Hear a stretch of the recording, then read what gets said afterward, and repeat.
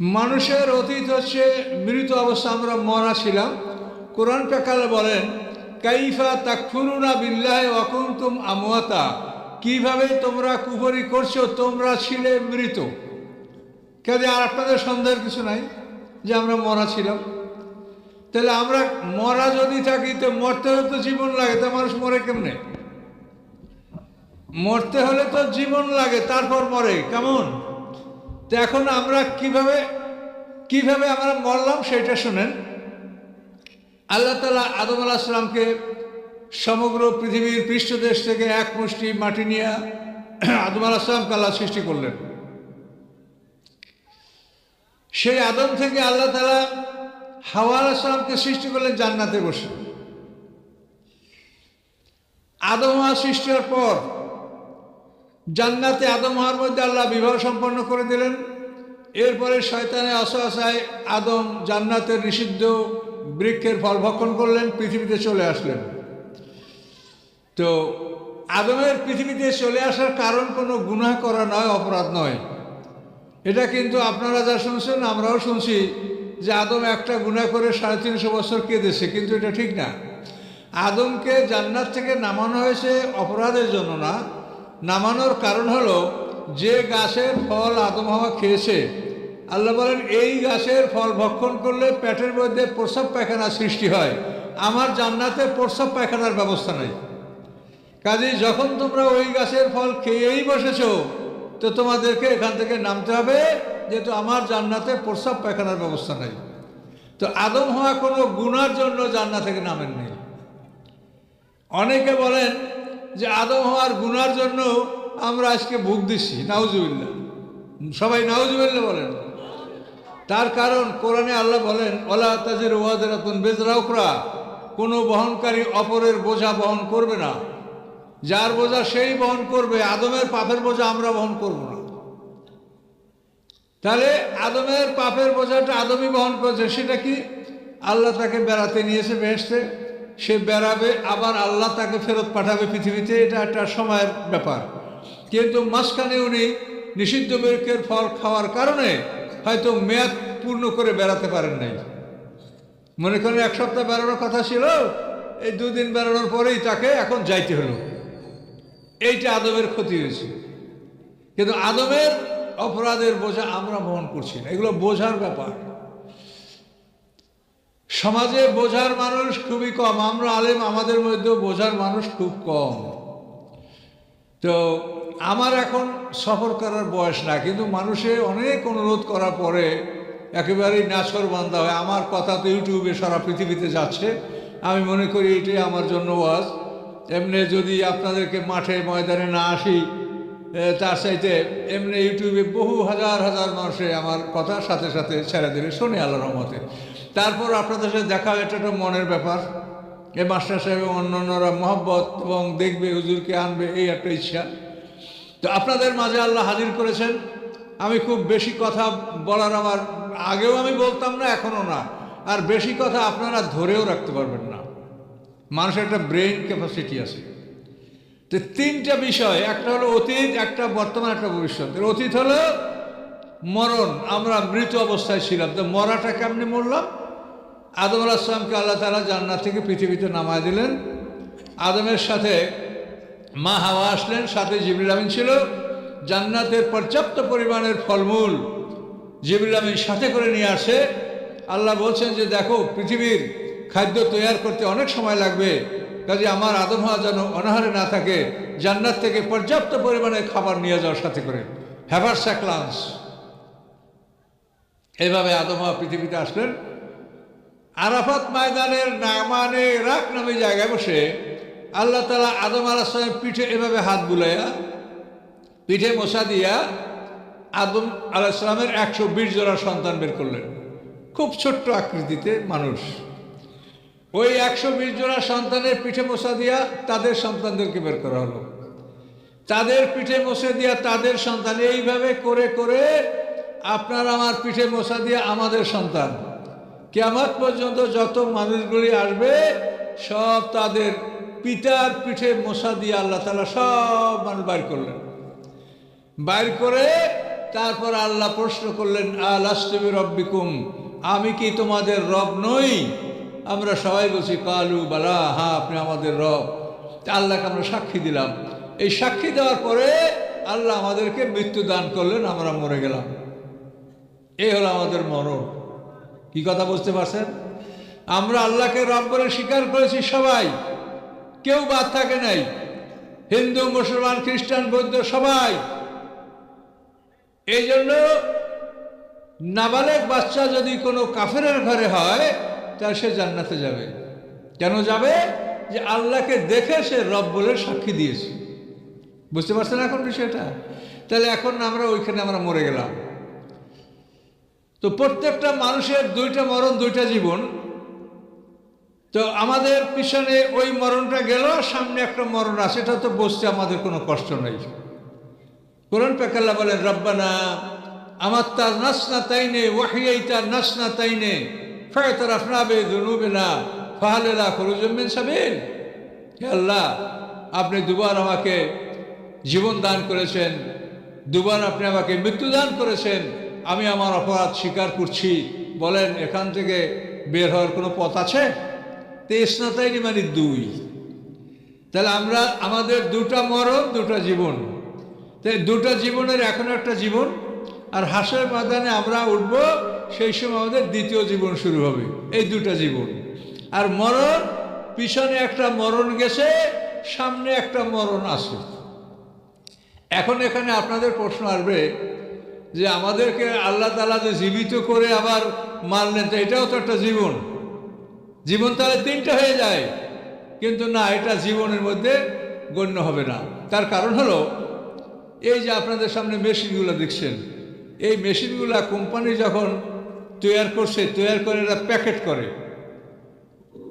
Packet করার আগে কিন্তু কোম্পানিটা টেস্ট করে যে এইটা আমি যে ওয়ারেন্টি কার্ড দেবো যে এটা 10 বছর চলবে, এটা চলবে কিনা, এটা কোম্পানি টেস্ট না করে প্যাকেট করে না। কথা বুঝতে পারছেন? যে আমার এই মালটা আমি বানাইছি, আমি 10 বছর ওয়ারেন্টি দেবো, এইটা আসলে 10 বছর টিকবে না, চেক না করিয়া, টেস্ট না করিয়া প্যাকেট করে না। তো আল্লাহ তাআলা আমাদেরকে যে ইবাদতের জন্য বানিয়েছেন, এটা আমরা ইবাদতের জন্য যোগ্য কিনা এইটা টেস্ট করার জন্য একটু সুইচ দিয়ে দেখছে যে এরা ইবাদত করতে পারবে কিনা। আলাস্তু বিরব্বিকুম একটা প্রশ্ন করছে, আমরা সবাই বলছি বালা। তখন আল্লাহ বলছে, হ্যাঁ আমার এই মেশিন ঠিক আছে, এরা আমার যে কাজে বানাইছে এটা করতে পারবে। এটা হলো টেস্ট। কাজে কোম্পানির টেস্ট এটা হিসাবে ধরা হয় না। কোম্পানির টেস্টের জন্য কোনো মানুষকে সেকেন্ড হ্যান্ড বলে না, বলে কোম্পানির টেস্ট, ওটা কোম্পানি করেছে, করিয়ে সে প্যাকেট করেছে। তো আল্লাহ তাআলা আমাদেরকে এভাবে মৃত অবস্থায় রেখেছেন টেস্ট করে, যারা এরা ইবাদত করতে পারবে কিনা। আমরা বলছি কালুওয়ালা, আল্লাহ বলছে হ্যাঁ আমার ইবাদত এরা করতে পারবে। আমাদেরকে মৃত্যু করে দেওয়া হলো, মরণ দেওয়া হলো। এই মরণের পরে আমরা কোথায় গেলাম? কবর। মরণের পরে তো কবরের প্রসঙ্গ আসে। কবর হলো আমাকে যে বাবার পিঠ থেকে বের করা হয়েছে, আমাকে ওই বাবার পিঠে ঢুকেছে। আমার বাবাকে আমার দাদার পিঠ থেকে বাইরে এসে আমার বাবা দাদার পিঠে ঢুকেছে। এইভাবে যে সন্তান যে পিতার পিঠ থেকে বের হয়েছে, ওই সন্তানকে ওই পিতার পিঠে ঢুকাই দেওয়া হয়েছে।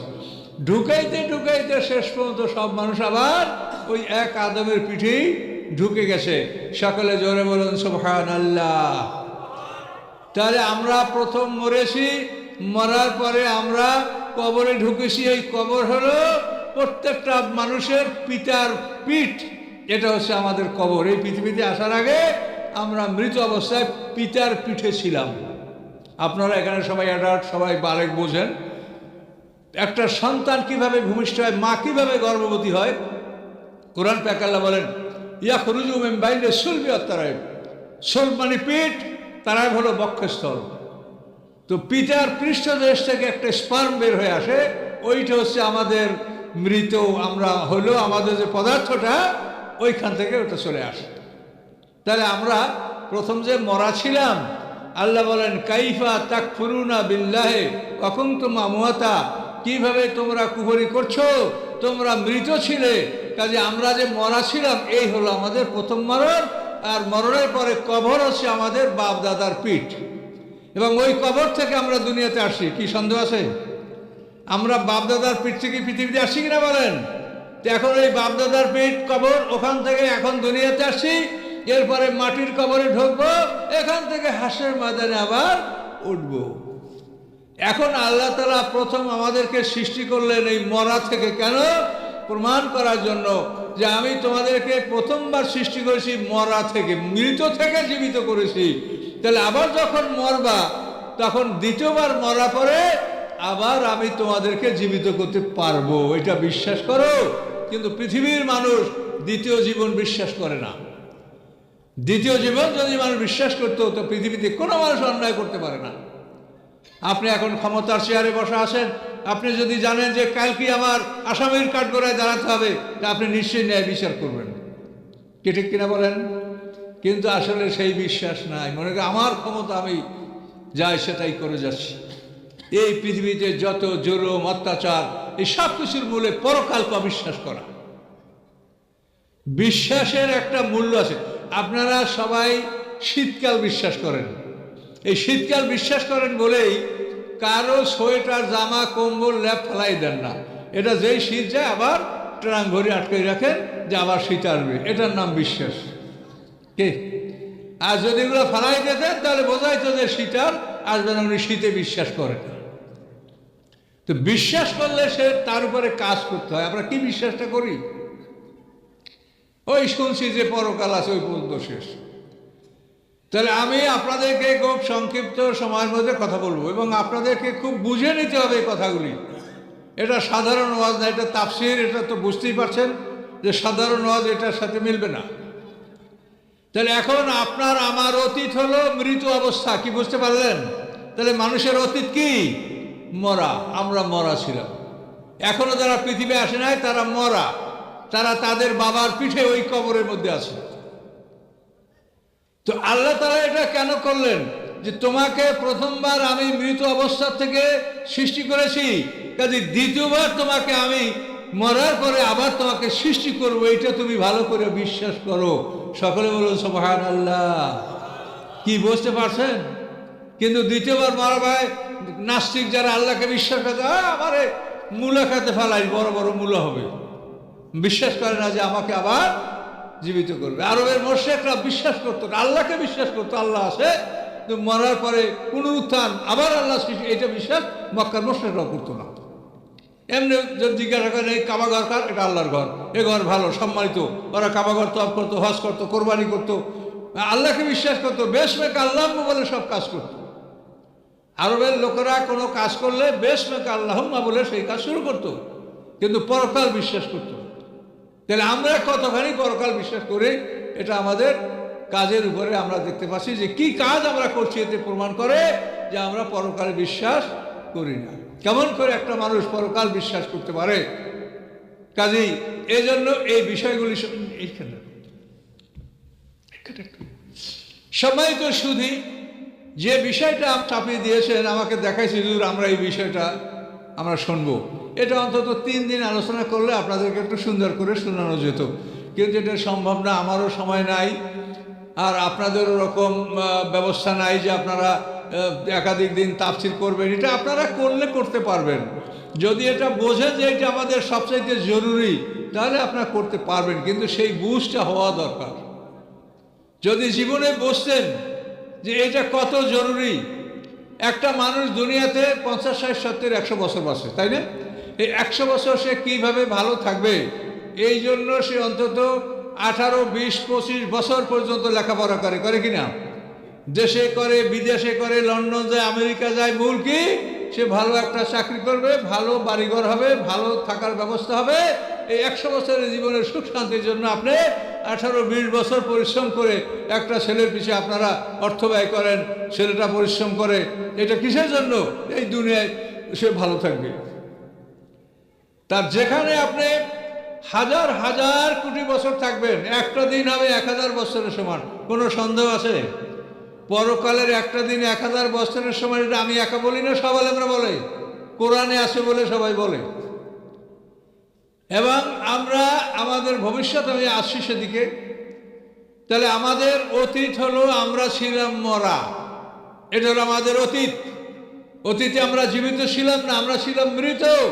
সেখান থেকে আমাদেরকে কবর থেকে আমাদেরকে বের করে নিয়ে আসা হয়েছে। কবর ছিল পিতার পিঠ, স্বামী স্ত্রী সম্পর্কে সবাই আপনারা অবহিত। এই পিতার পিঠ থেকে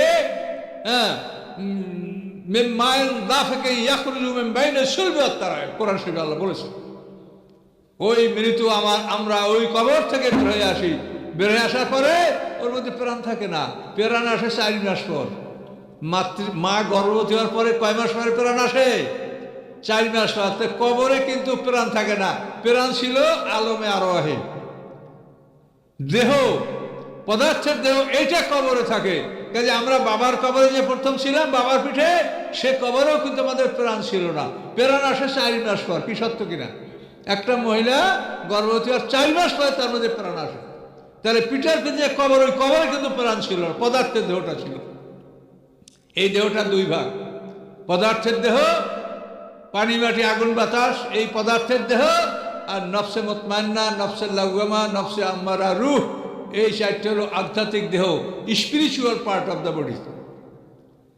কাজে এই জন্য এই বিষয়গুলি আপনাদের জানতে হবে। এখন আপনি নিজে একাই যাবেন, অকুল্লু নাতি ইয়াউমাল কিয়ামাতে ফারদা। আল্লাহ সবাই আমার কাছে একা আসবে, একা, কোনো দল নাই, বল নাই, সঙ্গী নাই, সাথী নেই, একা আপনার কাছে হাজির করা হবে। সঙ্গে থাকবে আমলনামা, এই আমলনামার কাগজ সঙ্গে থাকবে।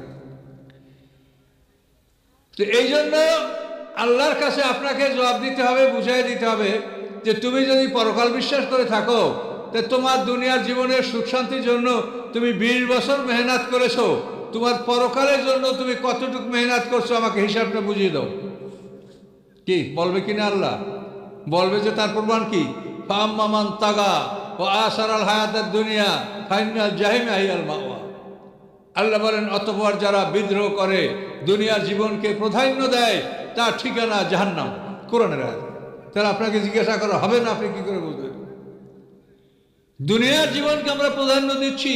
এই দুনিয়ায় 100 বছর সুখে থাকার জন্য আমরা 20-25 বছর মেহনত করছি।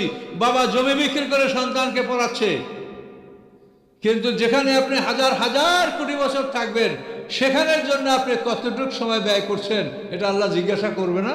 এই যে আয়াতে আল্লাহ বললেন ফাম্মামান তাগা ওয়া আসারাল হায়াতুদ দুনিয়া, দুনিয়ার জীবনকে যারা প্রাধান্য দিয়েছে, ফাইনাল জাহিমে হিয়াল মাওয়া, তার ঠিকানা হবে জাহান্নাম। আমার কথা যতটুকু শোনেন, দেখবেন সব সময় কোরআন থেকে কথা বলি। আমার ইউটিউবে আলোচনা শুনবেন, মোজাম্মেল হক বরিশাল চাপ দেবেন মোবাইলে, দেখবেন হাজার হাজার আলোচনা আছে, এবং সব আলোচনা কোরআন থেকে। আমি সব পাচ্ছি, তা আমি নিচে যাব কেন বলেন? আপনাকে যেটা বলবো সেটা যদি কোরআন থেকে বলতে পারি, তা আমি নিচে যাব কেন? যেখানে পারি না সেখানে যাব। তো সম্মানিত শুধু এই বিষয়গুলো আপনারা ভালো করে লক্ষ্য করেন। আপনাদের আলোচ্য বিষয়টা হলো, আপনাদের প্যাম্পলেটে দেখেন মানুষের অতীত, বর্তমান, ভবিষ্যৎ। তাহলে মানুষের অতীত হলো আমরা অতীতে ছিল মৃত, আর বর্তমান কি? বর্তমান হলো আমাকে গোলাম হতে হবে। এইম ইন লাইফ, আপনারা স্কুলে পড়ছেন, তখন এসে আসে না এইম ইন লাইফ, যে তোমার জীবনের উদ্দেশ্য কি, what is your aim in life, এর উপর রচনা থাকে না? তো এখন আপনারা বলেন আপনাদের জীবনের উদ্দেশ্য কি, বলতে পারেন কেউ? পারেন না। তার কারণে শিক্ষা আপনারা পান না, এই জন্য আমরা দায়ী। আমরা বড় বড় ওয়াজ করি, কিন্তু যেগুলো মানুষের জরুরি সেগুলি মানুষকে আমরা শিখাইনি। আপনার জীবনের উদ্দেশ্য হলো আপনাকে গোলাম হতে হবে। ইনকুল্লু মানফিস সামাওয়াতি ওয়াল আরদি ইল্লা আতার রহমান আবদা। আল্লাহ বলেন আকাশ পৃথিবীতে যারা আছে সবাই আমার কাছে গোলাম হিসেবে উপস্থিত হবে। মুহাম্মদ সাল্লাম কি বলেন? আশহাদু আন্না মুহাম্মাদান আবদুহু ওয়া রাসূলুহু। বলেন সবাই আবদুহু মানে কি? আল্লাহর গোলাম, আল্লাহর রসুল। আগে গোলাম, তারপর রসুল। তাহলে গোলাম হইতে হবে কিনা বলেন? রাসূল গোলাম। সুলাইমান আলাইহিস সালাম সারা পৃথিবী আল্লাহ বলেন নেমাল আব্দ, আমার একটা সুন্দর গোলাম। পয়গম্বররা গোলাম, তা আপনারা কি রাজা? আমরা রাজা, গোলাম। এখন আপনার জীবনের উদ্দেশ্য হলো আপনাকে গোলাম হতে হবে। আপনি গোলাম হয়ে যদি আল্লাহর কাছে হাজির হয়, তা আপনি জান্নাত। ফাদখুলি ফি ইবাদি ওয়াদখুলি জান্নাতি। আমার গোলাম হও, বেহেশতে যাও। কি হুজুরা বলেন, কোনো কিছু তর্জমা তাফসীর লাগবে? আর সোজা আল্লাহ বলেন ফাদখুলি ফি ইবাদি ওয়াদখুলি জান্নাতি। আমার গোলামের অন্তর্ভুক্ত হও, জান্নাতে যাও। তাহলে জান্নাতে যেতে হলে কি হওয়া লাগবে? গোলাম হওয়া লাগবে। কথা বলেন না কেন? একটু মুখ টুক নড়েন, শীতে একটু নড়েন। হ্যাঁ, তাহলে জান্নাতে যাইতে হলে কি করা লাগবে? সবাই বলেন কি করা লাগবে?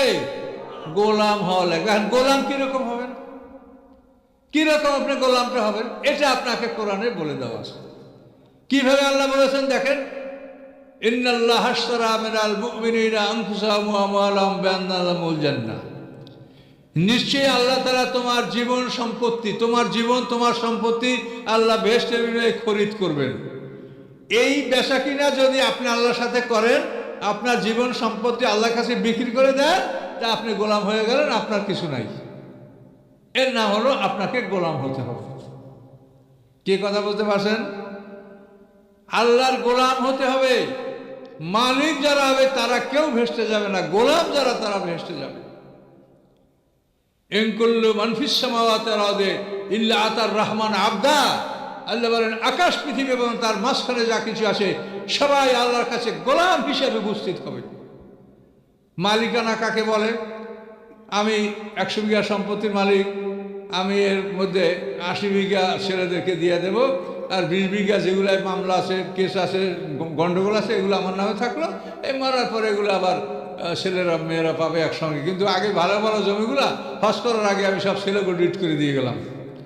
এর নাম হলো মালিকানা করা। আমার জমি আমি দিছি, আর আইনে ওটা গৃহীত হয়েছে। কিন্তু এটা কি আল্লাহর আইনে গৃহীত হয়েছে? কি কথা বলেন? আল্লাহর আইনে কেটা হয়েছে? আমি তো এই সমস্ত হাজিদেরকে বলি যে গঙ্গা স্নানে যান, গঙ্গায় যান, গঙ্গায় ডুব দিয়ে গঙ্গা স্নান করে আসেন, আপনার হজে যাওয়ার প্রয়োজন নেই। যে আপনি আল্লাহর আদেশের উপরে হস্তক্ষেপ করেছেন, আপনার হজে যাওয়ার দরকার নাই, গঙ্গা স্নানে যান। হাজি সাহেবদের মুখ খুব মলিন হয়ে যায়, তাতে আমি পরোয়া করি না যে মলিন হন, আমি আল্লাহর পক্ষে বলছি। আপনি কি করে সন্তানদেরকে বঞ্চিত করলেন? জামাইরা এসে কাছে আমার কাছে, হুজুর আমার শ্বশুর আপনার বন্ধু মানুষ দেখেন হজে যায়, সব জমি লিখে দেয় ছেলেদেরকে। হজে যায়, হজে যান কেন? গঙ্গা স্নানে যান। আপনি আল্লাহর আইন মানেন না, আপনি হজে যান। কাজে মালিক হবেন না, মালিক হচ্ছেন কি? জাহান্নাম। গোলাম যদি হন তাহলে জান্নাতে যাবে, আর মালিক হইলে জাহান্নাম। মালিক হলো না আল্লাহ। মালিক কে? মালিক একমাত্র আল্লাহ ছাড়া কেউ মালিক নেই। আকাশ পৃথিবী জমিন আসমান আমার আপনার সব এর মালিক কে? আল্লাহ। আমরা তার গোলাম।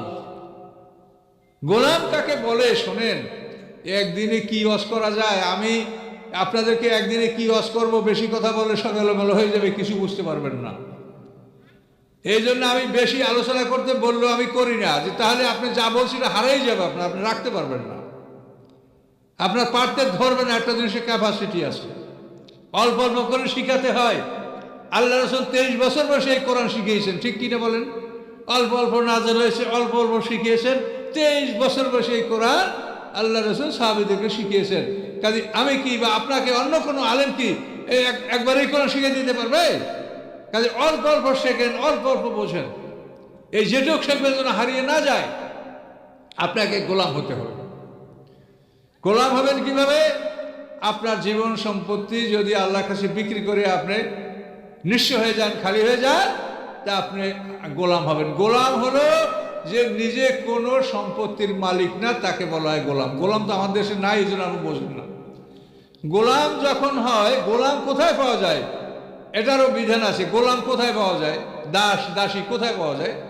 এটা হচ্ছে মুসলমানরা যখন ধর্মযুদ্ধ করে, তো এই মুসলমানদের ধর্মযুদ্ধের সময় মুসলমানদের হাতে যে সকল বন্দী, মানে কাফের মুশরিক মুসলমানদের হাতে বন্দী হয়, এই বন্দীদেরকে শরীয়তে তাদের ব্যাপারে 4টা বিধান আছে।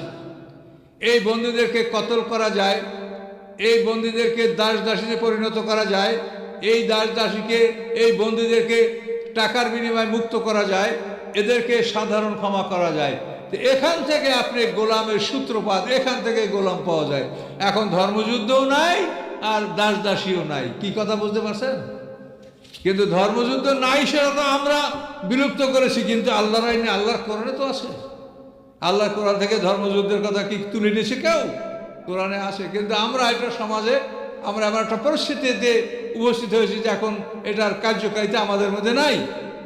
এটা না থাকার কারণে গোলাম যেখানতে হবে সেই জায়গায় নাই, তো গোলাম কোথায় পাওয়া যাবে? এই যে গোলাম নাই। এই জন্য আপনারা বুঝতে পারছেন না যে গোলাম কাকে বলে। গোলাম হলো, গোলাম যা আয় করবে তার আয়ের মালিক সব হলো তার মনিক। সে শুধু মালিকের কাছে খাওয়া পড়া পাবে। সে যে আয় করবে এটা সব মালিক তার মনিক। কাজে আমাদেরকে আল্লাহ বলছেন যে তোমরা গোলাম হও। অকুল্লুন আতিহি ইয়াউমাল কিয়ামাতে ফারদা, তোমরা সবাই আল্লাহর কাছে কিয়ামতের দিন একা একা উপস্থিত হবে। ইন কুল্লু মান ফিস সামাওয়াতি ওয়াল আরদি ইল্লা আতার রহমান আবদা, আকাশ পৃথিবীতে যারা আছে সবাই গোলাম হিসেবে আল্লাহর কাছে উপস্থিত হবে। তাহলে আমার বর্তমান জীবন, এই বর্তমান জীবনের মূল লক্ষ্য হলো যে গোলাম হয়ে কবরে যেতে হবে। গোলাম হতে হবে, গোলাম হতে হবে। এবং রোগ নিয়ে কবরে যাবেন না, রোগ মুক্ত হবেন। ইয়াউমা লা ইয়ানফাউ মালুন ওয়ালা বানুন ইল্লা মান আতাল্লাহ বিকলবিন সালিম, সেদিন মানুষের সন্তান সম্পদ এটা কোনো উপকারে আসবে না, বরং ইল্লা মান আতাল্লাহ বিকলবিন সালিম, যে রোগমুক্ত হৃদয় নিয়া, রোগমুক্ত অন্তর নিয়া, কলবে সালিম নিয়া যারা আল্লাহর কাছে যাবে তারা সেদিন মুক্তি পাবে। তাহলে আপনাকে গোলাম হয়ে যাইতে হবে। এটা হলো পৃথিবীর বর্তমান, মানুষের জীবনের বর্তমান। আপনাকে রোগ মুক্ত অবস্থায় কবরে, রোগী অবস্থায় যাবেন না। ফি কুলুবিহিম মারাদুন আছে কোরআনে? কথা বলেন, আছে নাই? কোরআনে পড়তে জানেন? ফি কুলুবিহিম মারাদুন, এ তো সূরা বাকারার পহেলার দিক দিয়েই আছে। ফাজাদাহুমুল্লাহু মারাদা। কাজী কোরআন না পড়তে জানি না কেউ জবাব দিয়ে না, না জানেন তো নাই জবাব দেন। এটা কোরআনে আছে সূরা বাকারা একের প্রথম দিক দিয়েই। ফি কুলুবিহিম মারাদুন, আল্লাহ বলেন ওদের অন্তরে রোগ ব্যাধি। এই রোগ নিয়ে আপনি কবরে যাবেন না। এই রোগগুলাকে দূর করে চিকিৎসা করে আপনি কোরআন কবরে যাবেন। এই চিকিৎসা করতে হবে আমাদের কাছে, আলেমদের কাছে, হক্কানি পীরদের কাছে। এই চিকিৎসা করতে হবে। চিকিৎসা করে সুস্থ হয়ে আপনি কবরে যান। যদি সুস্থ হয়ে না যান তো ওইখানে যে অপারেশন থিয়েটার তার সহ্য করতে পারবেন না। ও জায়গার হাসপাতাল হলো দোজক। গুনাহগার মোমেনরা যে হাসপাতালে অপারেশন করা হবে এটার নাম কি? দোজক, জাহান্নাম। কাজে ওইখানের হাসপাতালে ঢুকলে আপনার অবস্থা খুবই গুরুতর খারাপ হয়ে যাবে। কাজে এই জন্য এখানে চিকিৎসা করিয়া সুস্থ হইয়া কবরে যাবেন। এটা কে বলছে? আল্লাহ। ইল্লা মান আতাল্লাহ বিকলবিন সালিম। আল্লাহ বলেন ইয়াউমা লা ইয়ানফাউ মালুন ওয়া বানুন, সেদিন তোমার মাল এবং সম্পদ তোমার কোনো কাজে আসবে না। ইল্লা মান আতাল্লাহ বিকলবিন সালিম, যে রোগমুক্ত অন্তর নিয়ে আমার কাছে আসবে সে মুক্তি পাবে। এখন রোগটা কি? এই কথাগুলি তো আল্লাহ মুনাফিকদের সামনে এই কথা বলছেন, ফি কুলুবিহিম মারাদুন। তো রোগটা কি? এই মুনাফিকের রোগ অনুসন্ধান করলেই আপনি রোগ ধরতে পারবেন। মুনাফিকের রোগ কি? আল্লাহ বলছেন মুনাফিকের মধ্যে 4টা স্বভাব খুব মারাত্মক রোগ। কি সেগুলা? মুনাফিক, আল্লাহ রাসূল বলেন আরবাউ মান কুন্না ফিহি কানা মুনাফিকান খালিসান, 4টা স্বভাব যার মধ্যে থাকবে সে হবে খাঁটি মুনাফিক। কি? ইজা হাদ্দাসা কাযাবা, যখন সে কথা বলে কথার মধ্যে সে মিথ্যা কথা বলে। ওয়াইজা আহদা গাদারা, যখন সে মানুষের সাথে ওয়াদা করে ওয়াদা খেলাপ করে। ওয়াইজা খাসামা ফাজারা, যখন সে মানুষের সাথে তর্ক বিতর্ক করে তখন সে ফাহিশা কথা বলে। এই 4টা স্বভাব যার মধ্যে আছে আল্লাহ রাসূল বলেন সে খাঁটি মুনাফিক। আরবাউ মান কুন্না ফিহি কানা মুনাফিকান খালিসান, এই 4টা স্বভাব যার মধ্যে থাকবে সে হবে খাঁটি মুনাফিক। আমি আমার বয়সকালে, যৌবনকালে মিষ্টির দোকানে ঢুকছি, মিষ্টি খাবো। বেটা তোদের মিষ্টিতে ভেজাল আছে নাকি? না হুজুর ভেজাল নাই, ভেজাল নাই। কিরকম ভেজাল? বুঝে কেমন করে ভেজাল নাই? হুজুর ওর মধ্যে দুধের ছানা যদি একটু দিতাম তো এটা ভেজাল হইতো। কাজে ওটা একশ পাউডারের মিষ্টি, ওর মধ্যে কোনো ভেজাল নাই। কথা বোঝেন? দুধের ছানা একটু মিশাইলে এটা ভেজাল হয়ে যেত। কাজে ওর মধ্যে দুধের ছানা মোটেও নাই, কাজে আমার মিষ্টিতে ভেজাল নাই। কি বলতে পারছেন? তো আল্লাহ রাসূল বলে যে মুনাফিকের মধ্যে ভেজাল নাই, অর্থাৎ একটু ঈমানও নাই। একটু ঈমান থাকলে তো ভেজাল মুনাফিক হইতো। একটু ঈমানও নাই সেই মুনাফিককে তার 1 নম্বর হলো সে মিথ্যা কথা বলে। আল্লাহ রাসূল বলেছেন মিথ্যা হলো শিরকের সমপর্যায়ের গুনাহ। ফাজতানিবুর রিসসা মিনাল আওসানি ওয়াজতানিবু কাওলা যুর, একটা সূরা হজের মধ্যে আছে। দেখেন এখানে আল্লাহ বলেন মূর্তির অপবিত্রতা থেকে তোমরা আত্মরক্ষা করো এবং মিথ্যা থেকে বাঁচো। এটা আল্লাহ রসুল জুমার খুতবায় মেম্বারে বসে এই কথা আল্লাহ রসুল বলেছেন এবং বলেছেন যে আল্লাহ তাআলা একই আয়াতে পাশাপাশি দুইটা কথা বলেছে, মূর্তির অপবিত্রতা এবং মিথ্যা বলা এই দুইটা সমান অপরাধ, কাজেই তোমরা মিথ্যা বর্জন করো। আল্লাহ রসুল বারবার বলেছেন মোমেন সাহাবীরা জিজ্ঞাসা করছে, ইয়া রাসূলুল্লাহ মোমেন কি জেনা করতে পারে? তো আল্লাহ রসুল হতে পারে, মানুষের দুর্বলতায় কোনো মোমেন জেনা করে বসতে পারে। ইয়া রাসূলুল্লাহ মোমেন কি চুরি করতে পারে? কোনো অভাবের তাড়নায় কোনো সমস্যায় হয়ে বসতে পারে, হইতে পারে, অসম্ভব কিছু না। তারপর জিজ্ঞাসা ইয়া রাসূলুল্লাহ মোমেন কি মিথ্যা কথা বলতে পারে? তখন আল্লাহ রসুল না, মোমেন মিথ্যা কথা বলতে পারে না। সকলে সুবহানাল্লাহ বলেন। মোমেন মিথ্যা কথা বলতে পারে না। মিথ্যা এবং আত্মসাৎ এই দুইটা অপরাধ মোমেনের মধ্যে থাকতে পারে না। আল্লাহ রসুল বারবার বলেছেন যে মোমেনের মধ্যে তো সাহাবীদের মধ্যে জেনার খবর পাওয়া যায় না। মাজ আসলামী সাহাবী জেনা করে আল্লাহ রসুল কাছে এসে বলছে, ইয়া রাসূলুল্লাহ আমি জেনা করছি, আমার বিচার করেন। মাজ আসলামী সাহাবী, তা আল্লাহ রসুল তাকে ফিরিয়ে দিয়েছে, যাও যাও তুমি কিছু করো না, যাও। চলে গেছে, কি করবে? পরে এসে ইয়া রাসূলুল্লাহ আমি জেনা করছি, আমার বিচার করেন। আজকে আল্লাহ রসুল ফিরিয়ে দিলেন, যাও যাও তুমি কিছু করো না। তৃতীয় দিন এসে বলে, ইয়া রাসূলুল্লাহ আমি জেনা করছি, আমার বিচার করেন। আজকে আল্লাহ রসুল, যাও তুমি কিছু করো নাই। চতুর্থ দিন এসে বলে, ইয়া রাসূলুল্লাহ আমি জেনা করছি। আজকে আল্লাহ রসুল বলে যে ওকে বন্দি করো, ওর বিচার করা হবে। তার কারণ জেনার বিচার করতে হলে 4 জন সাক্ষী লাগে, এর তো কোনো সাক্ষী নাই। কাজে নিজে স্বীকার করছে, ও যদি 4 দিন 4 বার পৃথক 4টা মধ্যে সে স্বীকার করে যে আমি জেনা করছি, তাহলে 4 সাক্ষী সমান হবে, তখন আর বিচার করা যাবে। তো চতুর্থ দিন যখন ও মাজ আসলামী বলল, ইয়া রাসূলুল্লাহ আমি জেনা করেছি, তখন আল্লাহ রসুল বললেন যে ওকে আবদ্ধ করো, বন্দি করো, ওকে জেনার বিচার করতে হবে, সঙ্গে সার করতে হবে, পাথর মেরে হত্যা করতে হবে।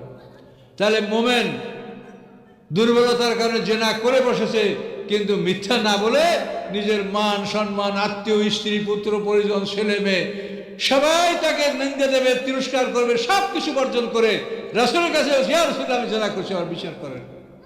এর নাম হলো সত্য, এর নাম সত্যবাদিতা। এই জন্য আল্লাহ রসুল বলেছেন যে মোমেনের মধ্যে যে কোনো ত্রুটি থাকতে পারে, কিন্তু মোমেনের মধ্যে মিথ্যা এবং আত্মসাৎ এটা থাকতে পারে না। এখন আপনি যে সমাজে বসবাস করেন, একটু ডান বামে তাকাইয়ে দেখেন যে আপনি কি সারা জীবনে মিথ্যা কথা বলেন এমন লোক কি দেখেছেন 2-1 জন? আত্মসাৎ করে না এরকম মানুষ কি 2-1 জন দেখেছেন? আমি 10 জন বলবো না, 2-1 জন দেখছেন কিনা সেইটা বলেন, হিসাব করি। তাহলে আমরা কি মুসলমান?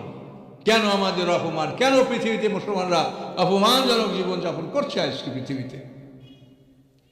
তাহলে এখন আল্লাহ কোরআনে কি বলে? ইয়াউমা লা ইয়ানফাউ মালুন ওয়া বানুন, সেদিন মাল এবং সম্পদ তার কোনো উপকারে আসবে না, ইল্লা মান আতাল্লাহ বিকলবিন সালিম, বরং রোগমুক্ত অন্তর নিয়ে যারা আল্লাহর কাছে হাজির হবে তারা সেদিন মুক্তি পাবে। কাজে আপনার রোগ আছে কিনা আপনি দেখেন, চিকিৎসা করেন। আমি আপনার রোগ সম্পর্কে বলে দিচ্ছি, এই মিথ্যা কথা বলা হলো আপনার 1 নম্বর রোগ।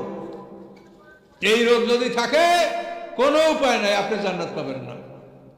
আর এই রোগের চিকিৎসা যদি আপনার ঈমান থাকে, ঈমান নিয়ে মারা গেছেন, আমল কম আছে, এই রোগের চিকিৎসার জন্য জাহান্নামের হাসপাতালে, অপারেশন থিয়েটারে যদি আপনাকে ঢুকানো হয়, তো কি ভয়ঙ্কর অবস্থা হবে সেটা ভাষায় ব্যক্ত করা যায় না।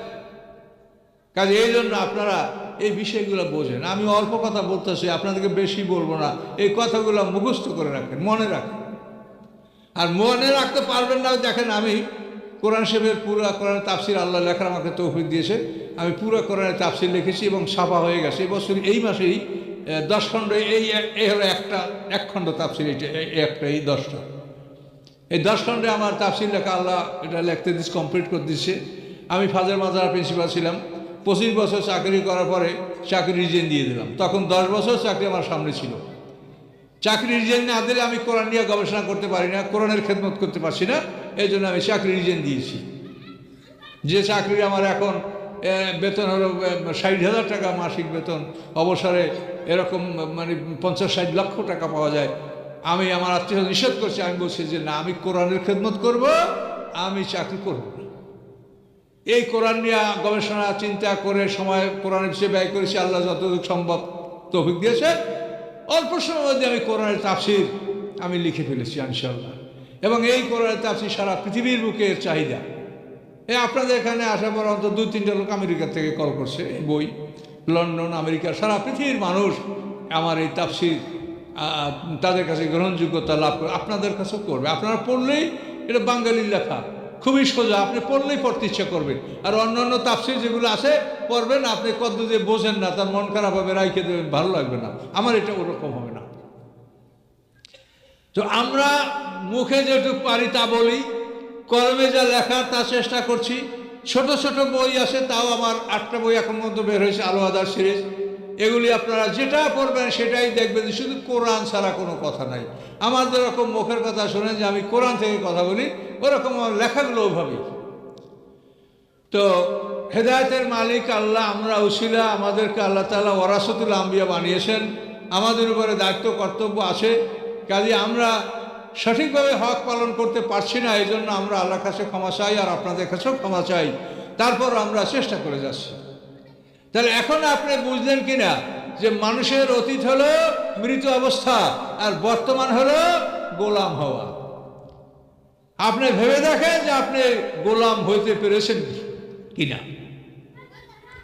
আপনার মালিক আপনাকে কি বলেছে তা সব কিছু এই 30 পারা কোরআনের মধ্যে আছে। এগুলি আপনার মালিক আপনাকে বলেছে, এর বাইরে কিছু বলে নেই। কাজে মালিক যা বলেছে, আমি যদি গোলাম হই, আপনার যদি একটা কাজের লোক থাকে, তা আপনি যা বলবেন সবগুলোই তো সে মানতে বাধ্য থাকবে। তো আমরা আল্লাহর গোলাম, তিনি আমাদেরকে কি বলেছেন, যা কিছু বলেছেন সব তার এই কোরআনের মধ্যে বলেছেন, লিখিতভাবে অর্ডার দিয়ে আমাদেরকে বলেছেন। তাহলে মানুষের বর্তমান হলো পরীক্ষা করে দেখা যে আমি গোলাম হয়েছি কিনা, আমার মালিক আমাকে কি করতে বলেছে আমি তা করেছি কিনা, এটা দেখে শুনে আপনি প্রস্তুত হইয়া তারপর আপনি এখান থেকে বিদায় হবেন। এটা হলো মানুষের বর্তমান। কি বুঝতে পারছেন? তাহলে এক কথায় বলেন, মানুষের বর্তমান কি? গোলাম হওয়া। বলেন, মানুষের বর্তমান কি? খাঁটি গোলাম হওয়া। কাজে এই কথাটা কিন্তু আপনি জিজ্ঞাসা করেন একজনকে যে তোমার জীবনের উদ্দেশ্য কি, বলতে পারবে না। কারণ এগুলো চিন্তা ভাবনা গবেষণা করলে পারবে না বলতে মানুষ, যে তোমার জীবনের উদ্দেশ্য কি, what is your aim in life, বলো, কিন্তু বলতে পারবে না। কাজে আপনারা এগুলো শেখেন, অন্য ভাইদেরকে বলবেন, আর এলেম নিয়ে গৌরবও করবেন না, কাকে ঠকানোর জন্য কোনো কথা বলবেন না। যাকে বলবেন তাকে উপদেশ দেওয়ার জন্য বলবেন, শিক্ষার জন্য বলবেন, তা আপনি সব পাবেন। আর যদি বলি যে দেখি মৌলভী সাহেব জানি কিনা একটু খোঁচা মারিয়ে দেখি, তা আপনার সব হবে না।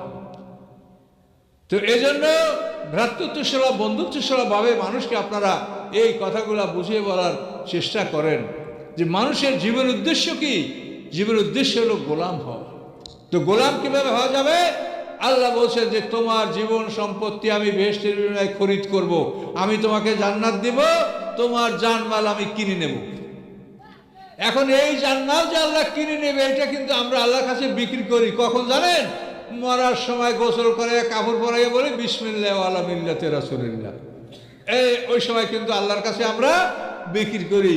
কিন্তু আল্লাহ বলেন আমি তোমাকে মরা কিনবো না। আপনারা কেউ মরা কেনেন? আপনারা কেউ মরা কিনবেন? তা আল্লাহ বলেন মরার পরে আমার কাছে বিক্রি করো বিসমিল্লাহ আলা মিল্লাতে রাসূলিল্লাহ।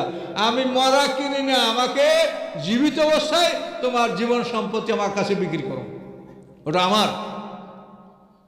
তুমি ওর থেকে খাও, পরো, ভোগ দখল করো, আমার আদেশ মতো ব্যয় করো, জাকাত দাও, ওষুধ দাও, নেশপ ওষুধ দাও, রব ওষুধ দাও, তুমি আমার হুকুম মতো কাজ করো, খাও দাও, যা থাকে তা কি করা লাগবে সেটা আমি করবো। সেটা আল্লাহ করে রেখেছেন যে কি করা লাগবে, তুমি ওতে হাত দিও না। এর নাম গোলাম। তাহলে এখন এগুলি আপনি পরীক্ষা করেন যে আপনি গোলাম হয়েছেন কি না। কথা বলতে পারছেন? আপনি যখন চক্ষু দিয়ে তাকাবেন তখন আপনাকে স্মরণে আসতে হবে যে চক্ষু দুইটি আমি আল্লাহর কাছে বিক্রি করেছি। কি করেছেন কি না? আল্লাহর কাছে যদি আমরা জীবন সম্পত্তি বিক্রি করে থাকি, তো আমার দেহটা আল্লাহর কাছে বিক্রি করেছি কিনা বলেন? এই চক্ষু দুইটা যখন তাকাবো কোনো দিক, তখন আমার মনে করতে হবে এই চোখ দুইটা তো আমার না, এই দুটো তো মালিক কাছে বিক্রি করেছি। তা আমি এই চোখ দুইটা দিয়ে কোথায় তাকাচ্ছি? মালিক তোমাকে কৈফিয়ত তলব করবে, আমার চোখ দিয়ে তুমি ওদিক তাকালে কেন? আমি কি তোমাকে বলছি ওদিক তাকাতে? আমি তোমাকে কি বলছি? কুল্লিল মুমিনিনা ইয়াগুদ্দু মিন আবসারিহিম, আল্লাহ বলেন আমি মুমিনদেরকে বলেছি যে তুমি চক্ষু অবনমিত রেখে মাটির দিকে থেকে তুমি চলো। অকুল্লিল মুমিনাতি ইয়াগুদ্দু মিন আবসারিহিন্না, আপনি মুমিন নারীদেরকে বলেন তারা চক্ষু যেন অবনমিত রেখে নিচের দিকে তাকিয়ে যেন তারা পথ চলে। পুরুষরা যদি নারীর দিকে না তাকায়, নারীরা যদি পুরুষের দিকে না তাকায়, তো নারীরা সাজুগুজু করে কি করবে? সাজুগুজু করে তো এই জন্যই যে তাদেরকে দেখবে পুরুষরা, তাদেরকে পুরুষরা দেখবে, এই জন্যই তো সাজুগুজু করে। তা আল্লাহ যা বলছেন তা তো দেখার সুযোগই নেই, দেখার সুযোগই নেই। একবার যদি আপনার দৃষ্টিতে পরে আর আপনি বুঝতে পারেন নারী, দ্বিতীয়বার আপনার আর সেদিকে তাকাবার বিধান নেই, আপনি তাকাতে পারবেন না। তাহলে আল্লাহর কাছে আপনি জীবন সঙ্গী বিক্রি যদি করে থাকেন, তা আপনার জিহ্বার কথা ভাবেন, এই জিহ্বা আল্লাহর কাছে আমি বিক্রি করেছি, এই জিহ্বা দ্বারা আমি কি বলছি, আল্লাহ তাআলা একটা হিসাব নেন। ইন্নাস সামা ওয়াল বাসার আল ফুয়াদা কুল্লুন উলাইকা কানা আনহু মাসউলা, আছে না সূরা বনী ইসরাঈল? তোমার হৃদয়, চোখ, কান, জিহ্বা সব সম্পর্কে তোমাকে জিজ্ঞাসা করা হবে, যেটা তুমি কোথায় ব্যবহার করেছো, এটা আমার। আল্লাহর কাছে আমরা আমাদের জীবন সম্পত্তি বিক্রি করব, এবং এই বিক্রি করার জন্য, বেচা কেনার জন্য আমাকে ভাইরা বেচবেন, হ্যাঁ বলে আমি কিনলাম, এই তো। আর আল্লাহর কাছে যে আমরা বেচা কেনা করব, এর একটা বাক্য আছে, সে বাক্যটা হচ্ছে লা ইলাহা ইল্লাল্লাহ। কথা বুঝতে পারছেন? আপনি আমি যদি আল্লাহর সাথে বেচা কিনা করতে রাজি থাকি যে আমার জীবন সম্পত্তি আমি আল্লাহর কাছে বিক্রি করব, তা আমি বলবো লা ইলাহা ইল্লাল্লাহ, আল্লাহ বলবেন তোমাকে আমি জান্নাত দিয়ে দিলাম। এই লা ইলাহা ইল্লাল্লাহ বলার পরে বহু মানুষ জান্নাতি হয়েছে, এর খবর দুনিয়াতে পাওয়া গেছে। উহুদের যুদ্ধের দিন একজন সাহাবী, তার নাম হলো ওসাইমির। এই সাহাবী বনি আব্দি আশাল গোত্রের যুবক। শনিবার দিন উহুদের যুদ্ধ সংঘটিত হয়েছে। এই যুবক শনিবার দিন সকালে ইসলাম গ্রহণ করছে, এর আগে ইসলাম গ্রহণ করেনি। ইসলাম গ্রহণ করার পরে এই যুবক যুদ্ধে গেছে এবং উহুদের যুদ্ধে জোহরের নামাজের আগে শহীদ হয়ে গেছে। আল্লাহ রসুল বলেন যে এই ছেলেটা আমাদের মধ্যে শহীদ হচ্ছে কেন? ও তো আমাদের লোক না, ও তো ঈমান আনে নাই। তো অন্য সাহাবীরা বলেন ইয়া রাসূলুল্লাহ, ও ঈমান এনেছে কিন্তু আজকে সকালে আসে, আপনি তো জানেন না। তখন আল্লাহ রসুল বলেন যে এই লোকটা অতি অল্প পরিশ্রমে জান্নাতের মালিক হয়ে গেল, যে শুধু লা ইলাহা ইল্লাল্লাহ বলেছে, এক ওয়াক্ত নামাজ পড়ে নাই, আল্লাহ রসুল তার জন্য জান্নাতের খবর দিয়ে দিলেন। সকলে বলেন সুবহানাল্লাহ। তাহলে এই লা ইলাহা ইল্লাল্লাহই কিন্তু জান্নাত। পৃথিবীতে যত নবী রাসূল আসছে, সমস্ত নবী রাসূলদের একটাই কাজ, সেটা হচ্ছে লা ইলাহা ইল্লাল্লাহ। এছাড়া নবীদের আর কোনো কাজ ছিল না। এই একটা কথা বলার জন্য পৃথিবীকে আল্লাহ তাআলা নবী রাসূল পাঠিয়েছেন এবং সারা পৃথিবীতে তারা আসছেন। কাজেই সম্মানিত শুধু এই লা ইলাহা ইল্লাল্লাহ কথাটার জন্যই সমস্ত নবীর আদম আলাইহিস সালাম থেকে মুহাম্মদ সাল্লাল্লাহু আলাইহি ওয়াসাল্লাম সবাই আসছে, একটা কথা লা ইলাহা ইল্লাল্লাহ। এখন রাসূল মুসা রাসূল মাত্র বলবে লা ইলাহা ইল্লাল্লাহ, মুসা কালিমুল্লাহ। কাজী সমস্ত নবী রাসূল পয়গম্বরদের দাওয়াত হচ্ছে একটাই, সেটা হচ্ছে লা ইলাহা ইল্লাল্লাহ। এবং লা ইলাহা ইল্লাল্লাহর অর্থ হচ্ছে যে আপনার জীবন সম্পত্তি আপনি আল্লাহর কাছে, জান্নাতের কাছে, জান্নাতের বিনিময়ে আল্লাহর কাছে আপনি বিক্রি করে দিয়েছেন। এই লা ইলাহা ইল্লাল্লাহর এত বড় অর্থ যে আপনার জীবন সম্পত্তি, আমার জীবন সম্পত্তি আমি আল্লাহর কাছে বিক্রি করে দিয়েছি, এটা আমার না, আল্লাহর। এখন এর মালিক আল্লাহ। আল্লাহ যা বলেন আমি তাই মানবো, আল্লাহ যেভাবে বলেন সেভাবে আমি চলবো, সেভাবে আমি করবো। এর নাম হচ্ছে গোলাম হওয়া। তাহলে মানুষের জীবনের বর্তমান হচ্ছে গোলাম হওয়া, এবং গোলাম হওয়ার জন্য কি কি প্রয়োজন এটা আপনি দেখে শুনে খাঁটি গোলাম হন, এবং রোগ নিয়ে কবরে যান না। মিথ্যা বলার অভ্যাস থাকলে ত্যাগ করেন, ওয়াদা খেলাফের অভ্যাস থাকলে ত্যাগ করেন। সমাজে মানুষে কর্জে হাসানা দেয় না, লোন দেয় না, ধার দেনা মানুষ দেয় না, অথচ মানুষেরা সুদের টাকা নিয়ে আর সুদ পরিশোধ করতে পারে, কিন্তু একজনের কাছে যদি টাকা ধার নেয় সে টাকা আর হাত উল্টে আর দেয় না। কি সমাজে অবস্থা আছে কিনা বলেন? মানুষ বিরক্ত হয়ে মানুষকে ধার দেয় না, টাকা থাকলেও মিথ্যা বলে নাই আমার কাছে। তার কারণ জানে যে এরা নিলে আর দিবে না, ওয়াদা রক্ষা করবে না। অথচ সুদের টাকা তার কিন্তু তারা করায় করে আদায় করে, না হলে ওই মানে যেভাবে তা দেখতে পাচ্ছেন যে সুদের কারবার যারা করে কিভাবে তারা জুলুম অত্যাচার করে সুদে আসলে টাকা পয়সা নিয়ে যাচ্ছে, কিন্তু ধার কার্য কেউ নিলে এটা আর দিবে না। এই ওয়াদা খেলাফের কারণে আজকে সমাজে ধার কর্য বন্ধ হয়ে গেছে। আর ওয়াদা খেলাফ করা মুনাফিকের আলামত। কাজে এই ওয়াদা খেলাফ, এর থেকে আপনাদেরকে বাঁচতে হবে। আমানতের খেয়ানাত, দেখেন আমানতের খেয়ানাত বলতে বিরাট বিষয়। আপনার মসজিদ মাদ্রাসা এর জন্য সম্পদ, তারপর বিভিন্ন সংস্থার সম্পদ, তারপরে সালিসি ব্যবস্থার জন্য সম্পদ জমা করে সেই সম্পদ, রাষ্ট্রীয় সম্পদ, এগুলি সব আমানত। এগুলি সব আমানত। এই আমানতের খেয়ানত করা মুনাফিকের আলামত। কাজে আমানতের খেয়ামত করা যাবে না। রোগমুক্ত অবস্থায় কবরে যেতে হবে। ইল্লা মান আতাল্লাহ বিকলবিন সালিম। জীবন সামগ্রী আল্লাহর কাছে বিক্রি করতে হবে। এটা বিক্রি করেছেন কিনা সেটা বুঝে দেখেন। আপনি কি জন্য কলেমা পড়েছেন তা কি ভেবে দেখেছেন? আমাদের দেশে আজকে কি হয় জানেন? ওই যে বাচ্চাদের খতনা করা হয় না, এটার নাম দেওয়া হয়েছে মুসলমানি। তার কারণে ওই বাচ্চার খতনা করার সময় ডাক্তার সাহেব যেটুক চামড়া কাটবে, এই চামড়াটুক টাইনিয়া পৃথক করিয়া ধরিয়া তারপর বল মনু বলো লা ইলাহা ইল্লাল্লাহু মুহাম্মাদুর রাসূলুল্লাহ। তো ছেলেটা বলে যে লা ইলাহা ইল্লাল্লাহু মুহাম্মাদ জুড়ে, এই জন্য এই খতনাকে কয় কি এটা মুসলমানি। খতনা করার আগে কি বাচ্চাটা অমুসলিম ছিল নাকি বলেন ভাই? কথার জবাব দেন। খতনা করার আগে ওই ছেলেটা কি অমুসলিম ছিল? কাফের ঘরে তো ছেলেরা অমুসলিম না। কাজে এই জন্য এই কলেমা মুসলমানই না। এই কলেমাটাই এমনি পড়ানো হচ্ছে, পড়াক, কোনো আপত্তি নাই। কিন্তু মুসলমান হওয়ার কলেমা হলো যে আপনি জীবন সম্পত্তি আল্লাহর কাছে বিক্রি করেছেন, এই উদ্দেশ্যে আপনি বুঝে শুনে কলেমা পড়বেন যে আমার যা আছে মালিক আমি না, মালিক আল্লাহ। এই কলেমা হচ্ছে মুসলমানের কলেমা, এবং এই এক কলমায় আপনার জন্য জান্নাত। এই কলমা যারা পড়েছে, কলমা পড়ার পরে যদি তাদের নামাজ পড়ার সময় নাও হয়ে থাকে জীবনে, তারপরও সে জান্নাতি।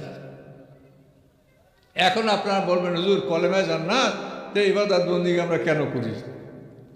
ইবাদত বন্দিগি করার কারণ হলো যে কলেমায় আপনি জান্নাতের মালিক হয়ে গেছেন, কিন্তু এই জান্নাতের মালিক যে হলেন, তো এই এত বড় সম্পদের মালিক আপনি, তো এই সম্পদটা নিয়ে তো আপনার জায়গা মতো পৌঁছা লাগবে।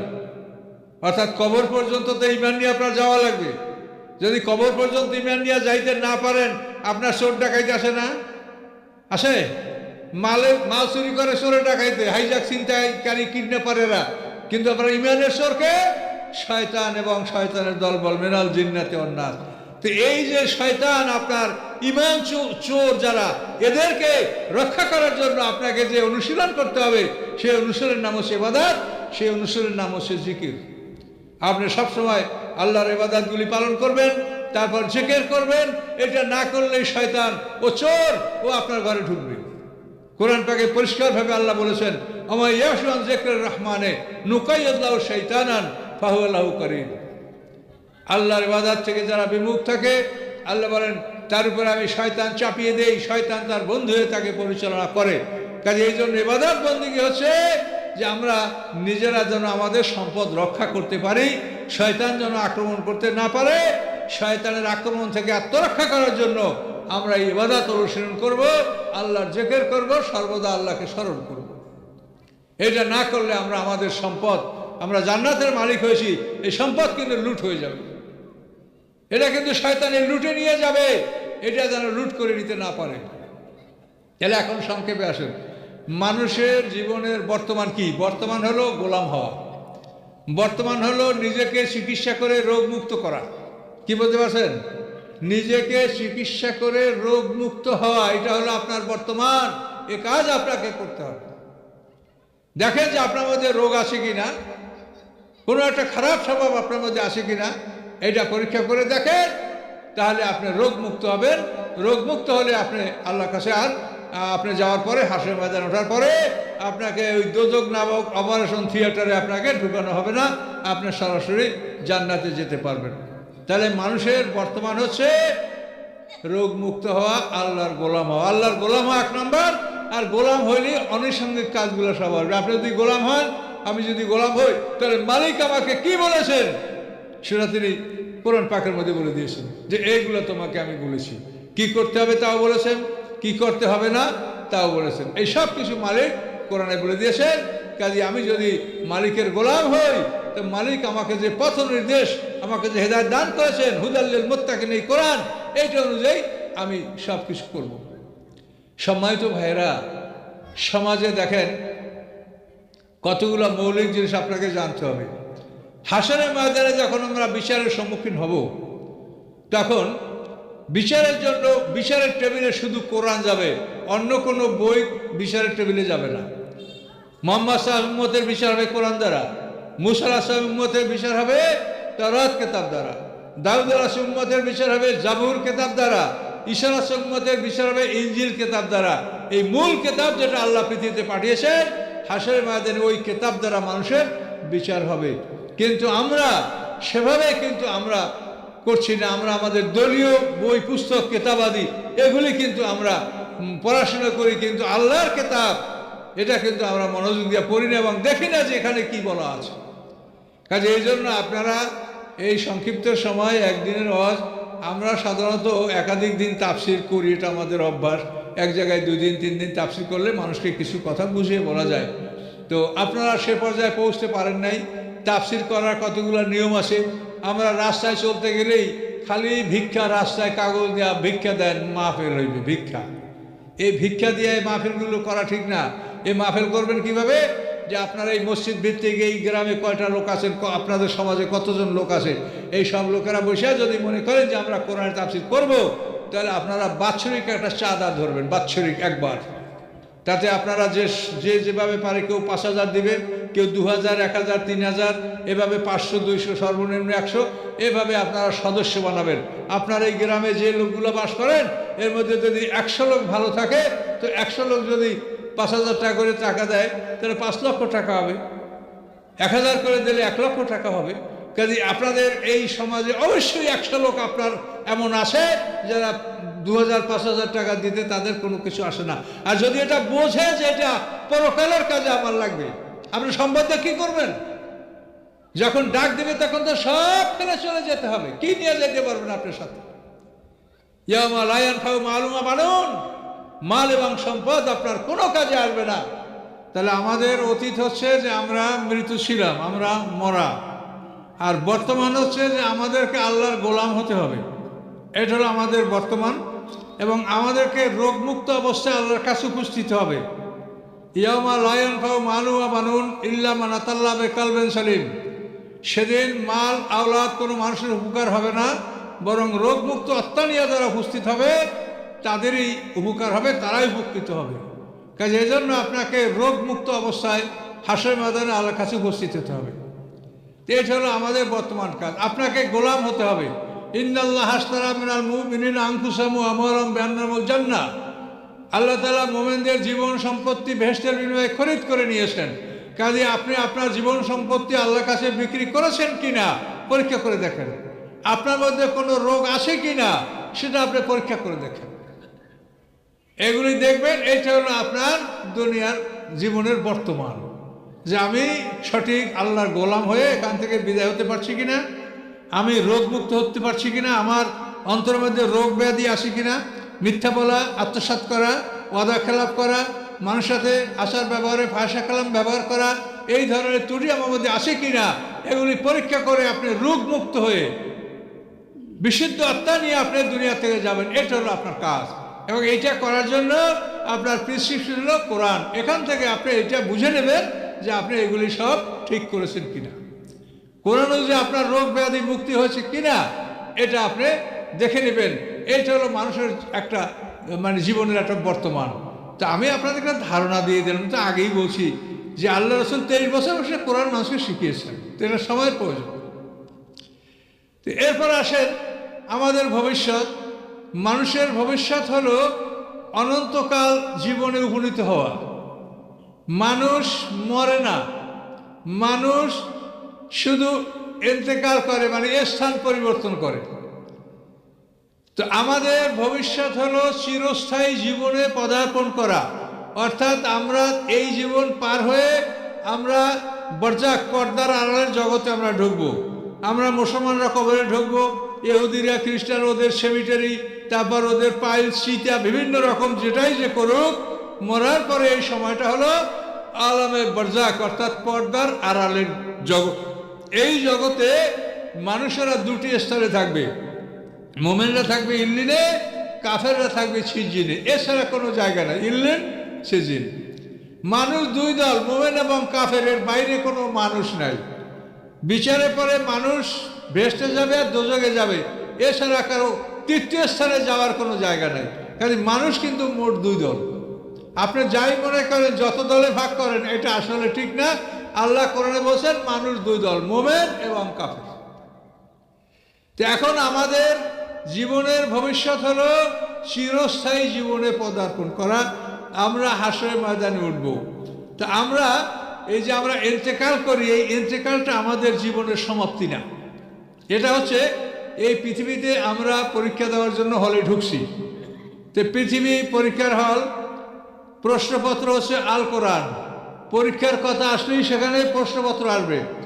প্রশ্নপত্র হচ্ছে আল কোরআন, উত্তরপত্র হচ্ছে গলায় লটকানো আমলনামা। আর এই পৃথিবীটা হচ্ছে পরীক্ষার হল। কাজে এইখানে আমরা পরীক্ষা দেওয়ার জন্য ঢুকছি। কোরআন হচ্ছে প্রশ্নপত্র, এই প্রশ্নপত্র দেখে আপনারা উত্তর দেবেন। উত্তর দেওয়ার পরে এটা লিখবে আপনার কেরামন কাতিবিন, গলায় লটকানো এই কাগজে। মানুষ বালেগ হওয়ার সাথে সাথে তার গলায় আমলনামা লটকানো হয়। নাবালেগ বাচ্চাদের গলায় আমলনামা থাকে না।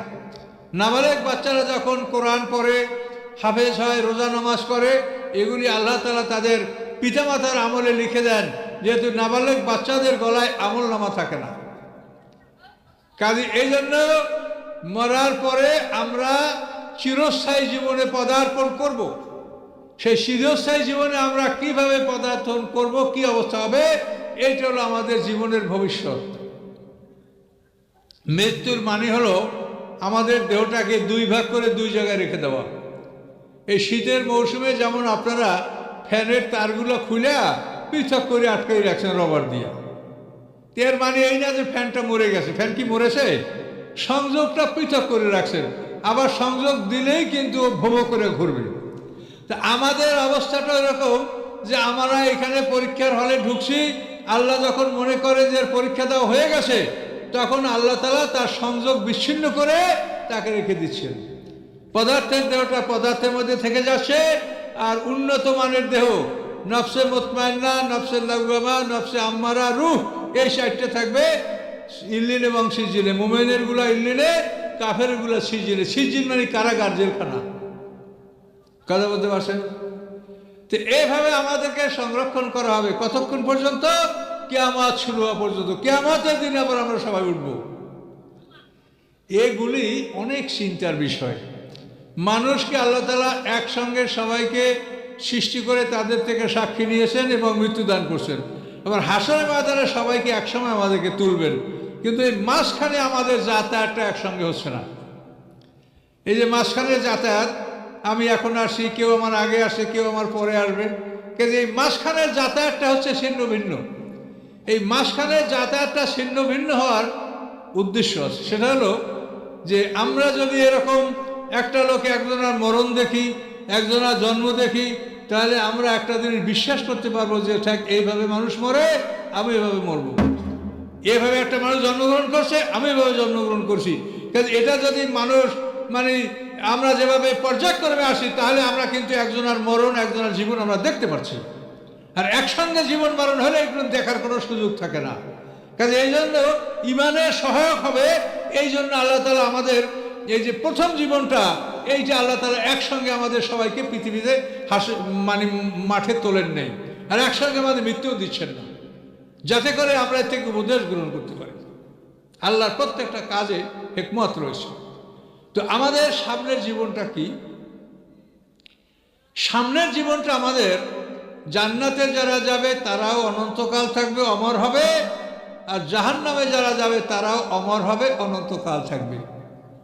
এটা আমার মুখের কথা না, কোরআন পাকে দেখেন, ওয়াম্মাল্লাযীনা শাকু ফাফিন্নারি লাহুম ফিহা জাফিরুন ওয়া শাহিক খালিদিনা ফিহা মা দামাতিস সামাওয়াতু ওয়াল আরদু ইল্লা মা শা রাব্বুকা ইন্না রাব্বাকা ফাআলুল লিমা ইউরিদ। সূরা হুদের মধ্যে আল্লাহ বলেন আম্মাল্লাযিনা শাকু, অথবা যারা হবে দুর্ভাগ্যবান হতভাগা, ফাফিন নারে, তারা আগুনের মধ্যে থাকবে।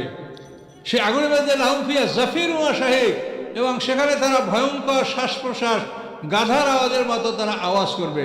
শাহিক শব্দ অর্থ গাধার আওয়াজ। এই শাহিক শব্দ কোরআন শরীফে অন্য জায়গায় ব্যবহার করা হয়েছে। তো কোনো কোনো জায়গায় এভাবে ব্যবহার করা হয়েছে যে হাসরের ময়দানে বিচারের পরে 7টা দোজক মাঠের চতুর্দিকে এসে ভিড়বে। ভেরার পরে ওই দোজক নিজে, তার মধ্যে কারা কারা যাবে 7 ভাগে তো ভাগ হবে, মানুষ দোজকে যারা হবে 7টা ভাগে ভাগ হবে, আর যারা ভেস্টে যাবে তারা 8টা গ্রেডে ভাগ হয়ে 8টা দরজা দিয়ে তারা ভেস্টে ঢুকবে, আর দোজকে ঢুকবে 7টা। এখন এই দোজকগুলি মানুষদেরকে নাম ধরে ধরে ডাকবে। আমি জাহান্নাম, এই জাহান্নাম হলো 1 নম্বর হালকা দোজক, অমুক অমুক অমুক, অমুক ছেলে অমুক, অমুকের ছেলে অমুক, এখানে আসো। আমি হুতামা, অমুক অমুক, এখানে আসো। আমি লাজা, অমুক অমুক, এখানে আসো। আমি সাকার, অমুক অমুক, এখানে আসো। আমি শাইর, আমি জাহিম, আমি হাবিয়া। এইভাবে প্রত্যেকটা দোজক তার আসামিদেরকে ডাকবে, এবং ফেরেশতারা হাঁকাইয়া দোজকে নিয়ে যাবে, আর আসামিরা ও মানে দোজকগুলোও ডাকবে, আর ফেরেশতারা হাঁকাই নিয়ে যাবে।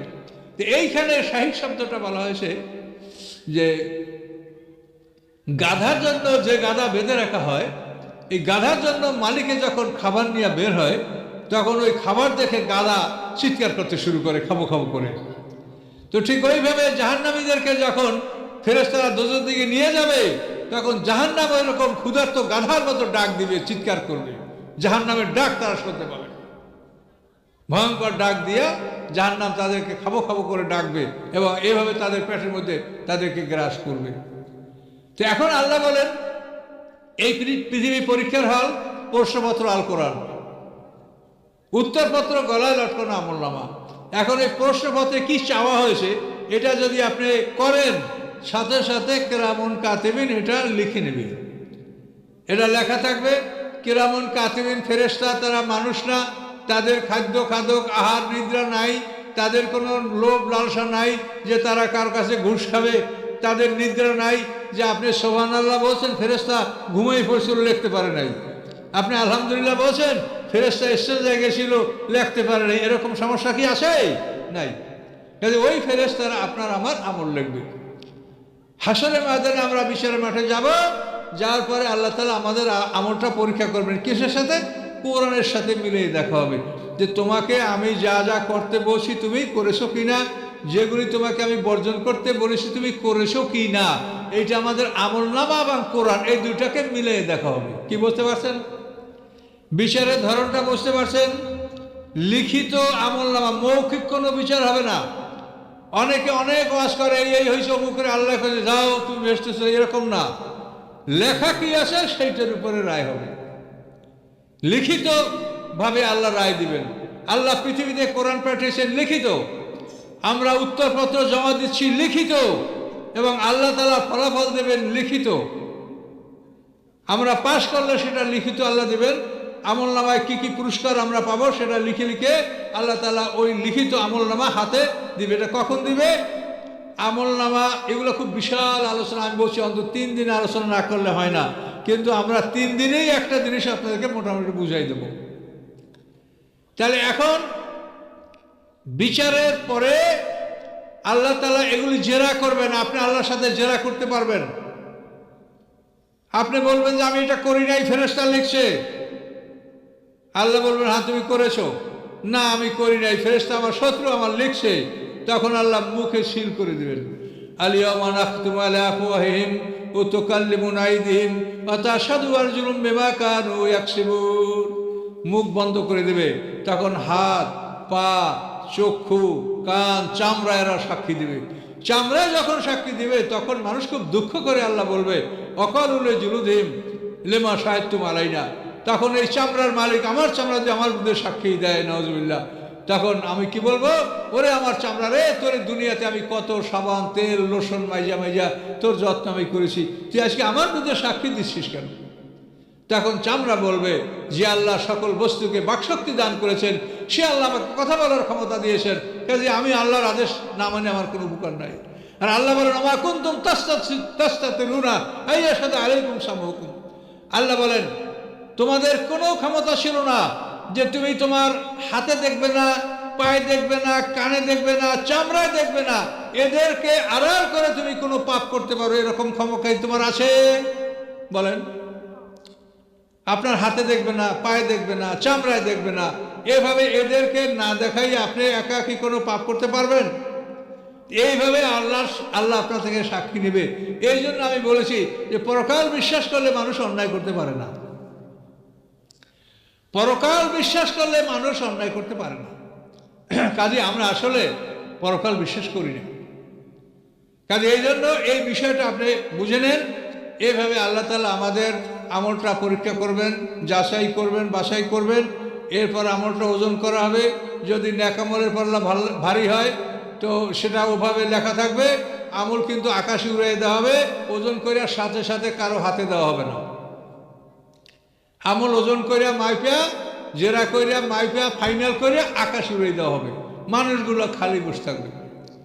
এইভাবে সমস্ত মানুষের বিচার যখন সমাপ্ত হবে, সকলের বিচার যখন কমপ্লিট হয়ে যাবে, আল্লাহ বিচারের সিংহাসন ত্যাগ করে যখন চলে যাবেন, তখন এই আমলনামাগুলি আকাশে উঠতে থাকবে। ওখান থেকে উড়ে উড়ে এসে যার আমলনামা পাশ করবে যারা তাদের ডাইন হাতে পড়বে, ফেল করবে যারা তাদের বাম হাতে পড়বে। এই বক্ষস্থলকে, এই বক্ষস্থল ফেলে ভেদ করে পিছন থেকে হাত বের হবে বাম হাত, সেখানে বাম হাতে তাদের আমলনামা দেওয়া হবে।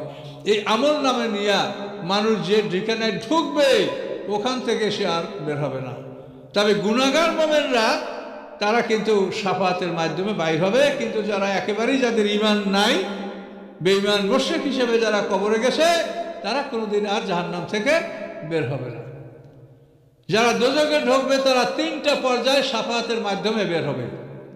আল্লাহ রাসূল বলেছেন যে কার কতখানি শাস্তির মেয়াদ, এটা আল্লাহ ভালো জানেন।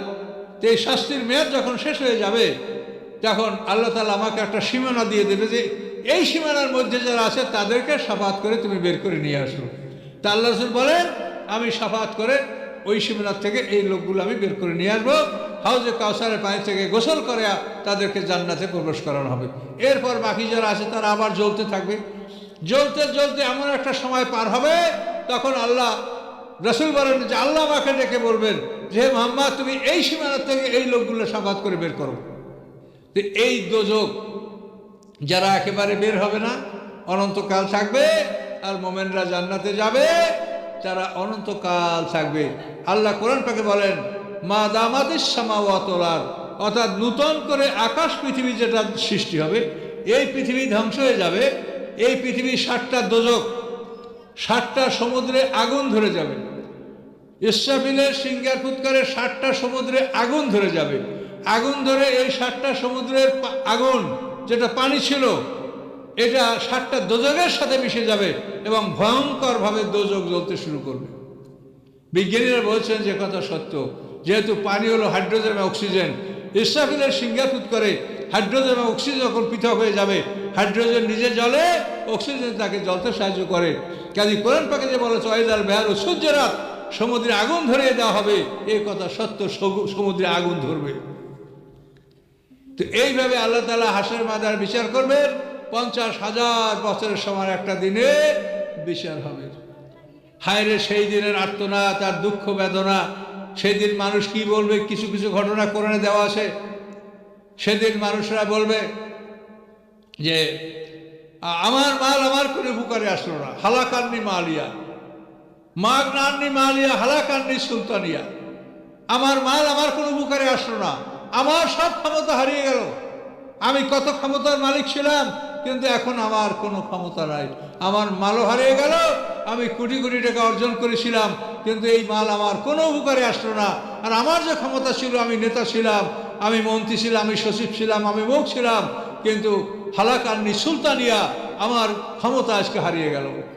আমার মালও হারিয়ে গেল, ক্ষমতাও হারিয়ে গেল। কত দুঃখজনক কথা, একটু ভেবে দেখেন তো। নিজেই বলবো আমরা, এই যারা এই অবস্থা তারা নিজেই বলবে মাগনান্নি মালিয়া, আমার মাল আমার কোনো উপকারে আসলো না, হালাকান্নি সুলতানিয়া, আমার সমস্ত ক্ষমতা আজকে আমার নিঃশেষ হয়ে গেল, কোনো ক্ষমতা আমার নাই। এভাবে মানুষ আফসোস করে বলবে। তখন আল্লাহ বলবেন খুজুহু ফাগুল্লুহু, এই ফেরেশতারা ওকে ধরো, ধরে ওর গলায় লোহার বেরি পড়াও। লোহার বেরি পড়াইয়া এই গলায় লোহার শিকল জড়াইয়া সেই শিকলের সাথে কিবরিত পাথর, যে পাথরটা গন্ধক জাতীয় পাথর, যাতে আগুন ধরালে নীল বর্ণের আগুন জ্বলে, ওই গন্ধক জাতীয় একটা বড় পাথর বুকের উপরে ওই গলার বেরির সাথে ঝুলিয়ে দেওয়া হবে এবং সেই পাথরে আগুন ধরিয়ে দেওয়া হবে এবং সেই আগুনে তাত্তালিউ আলাল আফইদা, সেই আগুনে তার কলিজার খবর নেবে। কোরআনের কথা, তাত্তালিউ আলাল আফইদা। এইভাবে বুকের সাথে পাথরের আগুন ধরাই দেবে। আর কি হবে? খুজুহু ফাগুল্লুহু, আল্লাহকে ধরো আর গলায় লোহার বেরি পরিয়ে দাও। সুম্মা জাহিমা সল্লুহু, তারপর তাকে জ্বলন্ত আগুনের মধ্যে ঢুকাও। সুম্মা ফি সিলসিলাতিন যারুহা সাবুনা যিরান ফাসলুকুহু, তারপর ফেরেশতাদের হাতের 70 হাত লম্বা শিকলে ওকে গাঁথো। ফেরেশতাদের হাতের লম্বা 70 হাত শিকলে মানুষকে গাঁথা হবে। মলদার থেকে শিকল ঢুকে মুখ থেকে বের করা হবে, শিকলের আংটার সাথে কয়রার সাথে আটকানো হবে। বলেন, দুনিয়ার কোনো মানুষকে যদি এভাবে করা হয় তো একটা শিকল মুখ থেকে ঢুকে মলদার থেকে বের করার পর্যন্ত একটা মানুষ বেঁচে থাকবে, এর মধ্যে মরে যাবে। কি ঠিক কিনা বলেন?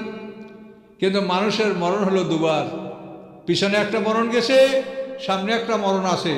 এই দুটা মরণ পার হয়ে যাওয়ার পরে আপনাকে যদি গরুর গোশত বানাইয়া খান, ওইভাবে টুকরা টুকরা করে কাটে, তারপরও মৌত হবে না, যেহেতু মৌত আপনার দুইটা। রব্বানা আমাত্তানা সাতাইনে ওয়াহিয়াইতানা সাতাইনে ফাতারাফনা বিযুনুবিনা ফাহাল ইলা খুরুজিম মিন সাবিল। মানুষ আফসোস করবে, আল্লাহ আপনি আমাকে দুবার জীবন দিয়েছেন, দুবার মৃত্যু দেন করেছেন, আমি সব কিছু স্বীকার করছি, বলেন মুক্তির কি কোনো পথ আছে? এই কথা মানুষ দোজখে যাই বলবে, আল্লাহ মুক্তির কোনো পথ আছে?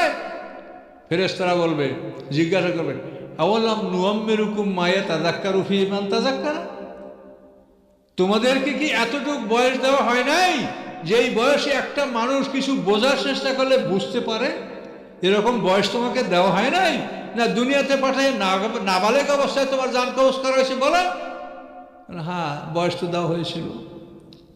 কি আয়াত? সরাসরি করে আয়াত, আওয়ালাম নুআম্মিরুকুম মা ইয়াতাযাক্কারু ফীহি মান তাযাক্কারা, তোমাকে কি এতটুকু বয়স দেওয়া হয়েছিল না যেই বয়সে একটা মানুষ বোঝার চেষ্টা করলে বুঝতে পারে? তুমি বয়স পাও না? হায়াত দেওয়া হয় না?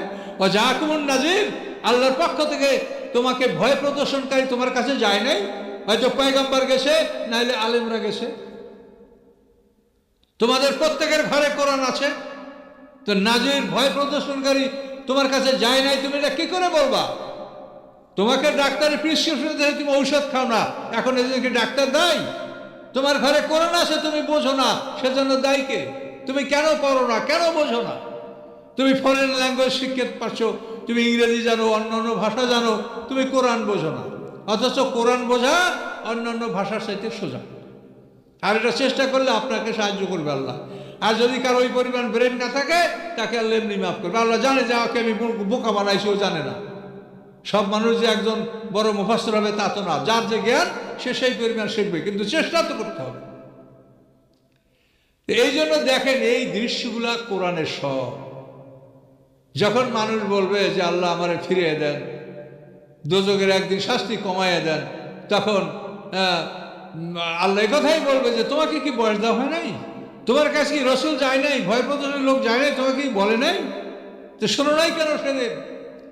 তাহলে আমাদের ভবিষ্যৎ হলো চিরস্থায়ী জীবন লাভ করা, অর্থাৎ হাসরের ময়দানে 50,000 বছরের সময় একটা দিনে বিচার হবে, এক একটা জায়গায় এক এক রকম হবে। হাসরের ময়দান আমরা ছোট্ট এবং উলঙ্গ উঠব। ছোট্ট উলঙ্গ ওঠার পরে 70 বছরের মধ্যে আমরা মাঠে থাকবো। এই সময়ের মধ্যে আমরা বড় হব, মাঠে আমাদেরকে পোশাক দেওয়া হবে। এই সময়ের মধ্যে আল্লাহ তাআলা 70 বছর পরে বিচারের সিংহাসন নিয়ে মাঠে নামবেন। এর আগে ইসরাফিল করে ফেরেশতারা মানুষগুলোকে সাজাবে, দলে দলে ভাগ ভাগ করে সাজাবে। কীরকম সাজাবে? সব চোর এক জায়গায়, সব ডাকাইত এক জায়গায়, সব জেনাকার এক জায়গায়, সব খুনি আসামি এক জায়গায়। এইভাবে অন্তত 7টা ভাগে আসামিদেরকে ভাগ করে সাজাইয়া সাজাইয়া রাখবে। এবং একই ধরনের আমলনামা যারা পাবে তাদেরকে এক জায়গায় একত্রিত করা হবে। ওয়াইজার নুফুস জব্বেজাত, দেখেন কোরআনের আয়াতে আছে ওয়াইজার নুফুস জব্বেজাত, একই ধরনের মানুষকে একসঙ্গে তাদেরকে এক জায়গায় তারা একত্রিত করে রাখা, এভাবে বিন্যাস করা হবে, এভাবে সাজাইয়া সাজাইয়া রাখা হবে। 70 বছর পর্যন্ত হাসরের ময়দানে সূর্যের আলো থাকবে। 70 বছর পরে যখন আল্লাহ তাআলা নিজে সিংহাসন নিয়ে মাঠে আসবেন, 8 জন ফেরেশতা আল্লাহ সিংহাসন বহন করে নিয়ে আসবে, তখন সূর্যের আলো থাকবে না, আল্লাহর নূরের আলোকে হাসরের ময়দানটা আলোকিত হবে। কোরআন পাক আল্লাহ বলেন, ও আশরাকাতিল আরদু বিনূরি রাব্বিহা, আল্লাহর নূরের আলোকে হাসরের ময়দানটা আলোকিত হয়ে যাবে। দুনিয়ার মধ্যে যারা নামাজ পড়ে নাই, আল্লাহর নূরের আলো তারা সহ্য করতে পারবে না। নূরের আলো তাদের এমন কঠিন লাগবে, মানে পুরো সরকার হয়ে যাচ্ছে মনে হবে। আর যারা নামাজ পড়েছে, আল্লাহর প্রতি ঈমান এনেছে, নূরের আলো তাদের কাছে চন্দ্রের আলোর মতো স্নিগ্ধ মনে হবে। চাঁদের আলো গায়ে লাগলে যেরকম ফুরফুর করে ভালো লাগে, ওই রকম নূরের আলো ওই রকম মনে হবে। আর যারা নামাজ পড়ে নাই, আল্লাহর প্রতি ঈমান আনে নাই, নূরের আলো তাদের কঠিন আগুনের মতো মনে হবে। এইভাবে আল্লাহ তাআলা হাসরের ময়দানে আত্মপ্রকাশ করবেন, পায়ের পোশাক উন্মুক্ত করবেন, এরপর বলবেন যে আমার কদমে তোমরা সিজদা করো। ইয়াউমা ইউকশাফু আন সাক ওয়া ইউদাউনা সুজুদ, আল্লাহ বলেন ফালা ইয়াস্তাতিউন, সূরা কলমের মধ্যে দেখেন আল্লাহ তাআলা তার পায়ের পোশাক উন্মুক্ত করে, বাম পায়ের পোশাক উন্মুক্ত করে বলবেন যে আমার কদমে সিজদা করো। তখন দুনিয়ার মানুষ হায়রে আফসোস যে আমরা আল্লাহকে দেখি নেই, আজকে আল্লাহকে দেখে সিজদা করব। সমস্ত মানুষ সিজদা করার জন্য অগ্রসর হবে, কিন্তু দুনিয়ায় যারা আল্লাহকে সিজদা করে নাই তারা সিজদা করতে পারবে না, ধরাস ধরাস করে পড়ে যাবে, মেরুদণ্ডের হাড্ডিতে জোড়া লেগে যাবে, তারা নুইতে পারবে না, বাঁকা হতে পারবে না, সিজদা করতে পারবে না। কোরআন পাক আল্লাহ বলেন, ওয়াকাদ কানু ইউদাউনা সুজুদহুম সালিমুন, দুনিয়ায় তাদেরকে সিজদার জন্য ডাকা হয়েছিল, তখন ছিল তারা সহি সালেম। কি দুনিয়ায় কারো ওরকম হাড্ডিতে জোড়া লাগা আছে যে সিজদা করতে পারে না? একটু ভেবে দেখেন, মানুষ ছাড়া পৃথিবীতে এমন কোন প্রাণী আছে যে এই প্রাণী নামাজ পড়তে পারে, মানুষের মতো রুকু করতে পারে, মানুষের মতো সোজায় দাঁড়াতে পারে, মানুষের মধ্যে সিজদা করতে পারে, মানুষের মধ্যে তাশাহুদে বসতে পারে? এরকম কোনো প্রাণী পৃথিবীতে দেখেন? একটা গরু দ্বারা সিজদা করাইতে পারবেন মাটিতে? গরু সিজদা করতে পারবে? তো মানুষকে আল্লাহ তাআলা ইবাদতের জন্য সৃষ্টি করেছেন, এবং সেইভাবে তার দেহ, তার অবয়ব, তার কাঠামো আল্লাহ সেইভাবে সুন্দর করে বানিয়েছেন। হাসরের ময়দানে আল্লাহ বলবেন, দুনিয়াতে আমাকে না দেখে সিজদা করেছো, আজকে দেখে একটা সিজদা করো। কিন্তু আফসোস, কোরআন পাক আল্লাহ বলেন, ওয়াকাদ কানু ইউদাউনা ইলা সুজুদিহিম সালিমুন, যে দুনিয়ায় তাদেরকে সিজদার জন্য ডাকা হয়েছিল, তখন তারা সহি সালেম, তাদের কোনো সমস্যা ছিল না, কিন্তু দুনিয়ায় তারা আল্লাহকে সিজদা করে নাই। আজকে আল্লাহকে দেখে সিজদা করার চেষ্টা করছে, ধরাস ধরাস করে পড়ে যাচ্ছে, আল্লাহকে তারা সিজদা করতে পারছে না। সম্মানিত, শুধু এইভাবে একের পর এক 50টা পরীক্ষা করবে। এক জায়গায় আল্লাহ এভাবে পরীক্ষা করবেন, আল্লাহ নূরের আলোকে হাসরের ময়দানটা আলোকিত হবে, হঠাৎ করে আল্লাহ তাআলা এই নূরের আলো বন্ধ করে দেবেন, হাসরের ময়দানটা কঠিন অন্ধকার হয়ে যাবে, কঠিন অন্ধকার, এমন অন্ধকার। আল্লাহ বলেন, আও কাযুলুমাতিন ফি বাহরিল লুজ্জাইয়িন ইয়াগশাউ মাওজুম মিন ফাওকি সাবুন যুলুমাতুন বাযুহা ফাওকা বায ইযা আখরাজা ইয়াদাহু লাম ইয়াকাদ ইয়ারাহা আমা লাম ইয়াজআল লাহু নূরান ফামা লাহু মিন নূর। সূরা নূরের মধ্যে আল্লাহ বলেন যে হঠাৎ করে হাসরের ময়দানটাকে অন্ধকার করে দেওয়া হবে। এমন অন্ধকার হবে, গভীর সমুদ্রের তলদেশে যদি একটা মানুষ পড়ে যায়, এবং সমুদ্রের উপরে যদি কালো মেঘ থাকে, মেঘের ছায়া থাকে পানির উপরে, তো মেঘের ছায়া পানিতে পড়লে পানির রংটা কালো হয়ে যাবে, পানির তো নিজস্ব কোনো রং নাই। তো এইভাবে কালো মেঘের ছায়া পানির উপরে যদি পড়ে, সমুদ্রের গভীরতম জায়গায় যদি একটা মানুষ তলদেশে পড়ে যায়, আর উপরে যদি এরকম কালো মেঘ তাকে ছায়া দেয়, সমুদ্রে যদি তুফানের উপর তুফান চলতে থাকে, তো এই অবস্থায় সমুদ্রের সেই তলদেশে মিন্ডানো ট্রান্স, এই সমুদ্রের সবচেয়ে গভীরতম জায়গা, যেটাকে বলা হয় যেটাকে 35,400 ফিট গভীর, যে মানে সমুদ্রের তলদেশ, এমন জায়গার কথাই বলা হয়েছে যে গভীর সমুদ্রের তলদেশে এখানে একটা মানুষ যদি পড়ে যায়, আর উপরে যদি কালো মেঘের ছায়া পড়ে, সমুদ্রে যদি তুফান থাকে, তাহলে এই লোকটা কেমন অন্ধকার দেখবে। আল্লাহ বলেন, হাসরের ময়দানটাকে আমি অন্ধকার করে ফেলবো। একটু ভাবেন তো, অন্ধকারটা কেমন অন্ধকার, কেমন অন্ধকারটা হয়ে যাবে হাসরের ময়দানে। এই অন্ধকার হয়ে যাওয়ার পরে আল্লাহ তাআলা বলেন, নূরুহুম ইয়াসা বাইনা আইদিহিম ওয়া বিআইমানিহিম বুশরাকুমুল ইয়াওমা জান্নাতুন তাজরি মিন তাহতিহাল আনহার। আল্লাহ বলেন যে সেই দিন আমি মোমেন নারী পুরুষদের চেহারা এবং ডান দিকে আলো জ্বালিয়ে দেব। নূরে ইমানের আলো জ্বলবে চেহারায়, আর নেকামলের নূর জ্বলবে ডান দিকে। দুইটা আলো জ্বলবে। আল্লাহ বলেন বাইনা আইদিহিম ওয়া বিআইমানিহিম, তাদের ডানে বামে চেহারা এবং ডান দিকে তাদের আলো জ্বলবে। এই আলোর সাহায্যে এই মানুষগুলা জান্নাতের দিকে অগ্রসর হবে। কাফেরদের আলো জ্বলবে না, মুশরিকদের জ্বলবে না। মুনাফিক যারা নামাজ পড়ে রোজা রাখে কিন্তু অন্তরে ইসলামের প্রতি বিদ্বেষ, ইসলামকে ভালোবাসে না, রাসূল ইসলামকে ভালোবাসে না, রসুলের মৃত্যুর অপেক্ষা করে, এরা হলো মুনাফিক। এই মুনাফিকরা কিন্তু দুনিয়াতে নামাজ পড়ে কিন্তু আল্লাহকে অন্তরে বিশ্বাস করে না। তো সেই দিন কাফের মুশরিকদের আলো জ্বলবে না, কিন্তু মুনাফিকদের আলো জ্বলবে। জ্বলার পরে ওরা আলোতে কত দূর চলবে, চলার পরে আল্লাহ তাআলা আলোটা নিভিয়ে দেবে, দাঁড়াই থাকবে, আর যেতে পারবে না। আর এই আলোটা এমন আলো যে যার আলো দ্বারা সেই পথ দেখবে, অন্যরা কেউ দেখবে না, এমন নিয়ন্ত্রিত আলো হবে। তো মুনাফিকদের জন্য আল্লাহ বলেন যে কুল্লামা আদা আল্লাহ মাশাউফি ওয়া ইযা আযলামা আলাইহিম কামু, যখন আলোটা জ্বলে তখন তারা অগ্রসর হয় এবং যখন নিভে যায় তখন দাঁড়িয়ে থাকে। এই মুনাফিকের অবস্থা এরকম হবে। এরকম তারা আগাতে থাকবে, জ্বলবে নিভবে, জ্বলবে নিভবে। ওরা দুনিয়াতে বলছে যে আমরা ঠাট্টা করতেছি, সূরা বাকারায় আছে। আল্লাহ বলেন আমিও তোমাদের সাথে ঠাট্টা করব, তাহলে মনে রাখো। এই হচ্ছে আল্লাহর ঠাট্টা। শেষ পর্যন্ত ওরা এমন একটা জায়গা যেখানে সামনে কাছাকাছি জান্নাতের এরিয়া, সেইখানে যাওয়ার পরে মুনাফিকদের আলোটা চিরতরে নিভে যাবে, আর জ্বলবে না। যখন আলোটা চিরতরে নিভে যাবে তখন সেই দিন ইয়াউমা ইয়াকুলুল মুনাফিকুনা ওয়াল মুনাফিকাতু লিল্লাযীনা আমানু উনজুরনা নাকতাবিস মিন নূরিকুম কিলা ইরজিউ ওয়ারাকুম ফালতামিসু নূরা। সেদিন মুনাফিক নারী পুরুষরা মুমিনদেরকে বলবে, ভাই একটু অপেক্ষা করো, তোমাদের আলো থেকে আমি একটু আলো সংগ্রহ করব।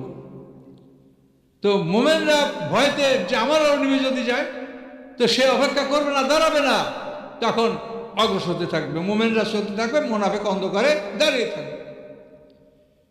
এই অবস্থার মধ্যে মুমিনরা অগ্রসর হবে আর মুনাফিকরা পিছিয়ে থাকবে। ওরা বলবে আমাদের জন্য একটু অপেক্ষা করো, আলো দাও, কিন্তু আলো দেওয়া হবে না। মুমিনরা সামনে যাবে, ওরা যেতে পারবে না, তখন মাঝখানে একটা ফাঁকা জায়গা সৃষ্টি হয়ে যাবে। ফাজুরিবা বাইনাহুম বিসুর লাহু বাব। কোরআন পাক আল্লাহ বলেন এভাবে মুমিন এবং কাফেরের মাঝখানে একটা শূন্যতা সৃষ্টি হবে, একটা বেকুব সৃষ্টি হবে, একটা শূন্য জায়গা সৃষ্টি হবে। সেখানে সাথে সাথে আল্লাহর হুকুমে একটা দেওয়াল, একটা প্রাচীর নির্মাণ হবে। এই প্রাচীরটার নাম হচ্ছে আরাফ। আরাফ না সূরা, কোরআনটা সূরাই আছে আরাফ, উঁচু স্থান। এইভাবে সেই উঁচু স্থানটা থাকবে, এটার ওরা দরজা জানা থাকবে, মুমিনরা থাকবে ভিতর দিকে, ওরা দেখতে পারবে যে মুমিনরা জান্নাতে চলে গেল। এই মুনাফিক নারী পুরুষ যখন ওখানে বসে ডাকবে যে উনজুরুনা নাকতাবিস মিন নূরিকুম, অপেক্ষা করো, তোমাদের আলো থেকে আমরা একটু আলো নেব, তখন তাদেরকে পিছন থেকে একটা ডাক দিয়ে বলা হবে কিলা ইরজিউ ওয়ারাকুম ফালতামিসু নূরা, পিছনের দিকে ফিরে যাও, পিছন থেকে আলো নিয়ে আসো। এই কথা যখন বলা হবে তখন এরা পিছনের দিকে ফিরবে। এরা পিছনের দিকে ফিরবে, মুমিনরা সামনে আগায় যাবে। তখনই কিন্তু এই মাঝে ফাঁকা জায়গাটা সৃষ্টি হবে এবং সেই জায়গার মধ্যে ফাজুরিবা বাইনাহুম বিসুর লাহু বাব, এই ফাঁকা জায়গার মধ্যে আল্লাহ প্রাচীর নির্মাণ করে দিবেন। এই প্রাচীরটার নাম হচ্ছে আরাফ। এই আরাফেও কিছু লোক থাকবে যাদের নেকামল বদামল সমান, কিন্তু কিছুদিন পরে তারা বিনি হিসেবে জান্নাতে যাবে। এরা সর্বশেষ ব্যাস, বিনি হিসেবে জান্নাতে যাওয়ার সর্বশেষ ব্যাস যারা আরাফে থাকবে, ওখান থেকে তাদেরকে আল্লাহ জান্নাতে পৌঁছাবার ব্যবস্থা করবে। তো এখন এদেরকে যে বলা হলো পিছনের দিকে ফিরে যাও, পিছন থেকে আলো নিয়ে আসো, এর অর্থ কি? এর অর্থ হলো যে এই আলো যাদের জ্বলেছে, এই আলোটা এখানে জ্বালাবার মতো কোনো ব্যবস্থা নাই। এই আলোটা জ্বালাতে হলে পৃথিবীতে ঈমান আনতে হবে। কাজে পিছন মানে পৃথিবীতে চলে যাও। তুমি আলো জ্বালাতে চাচ্ছ তো পৃথিবীতে ফিরে যাও, পৃথিবীতে ঈমান আনো, তারপর আলো জ্বালিয়ে আসো। বলেন এই পৃথিবীর কি আর কোনো খবর আছে? এই পৃথিবীর কোনো খবর নাই। সবের সিঙ্গার ফুৎকার সব ধুনা ধুনা হয়ে উড়ে বিভিন্ন অবস্থায় সৃষ্টি হয়েছে।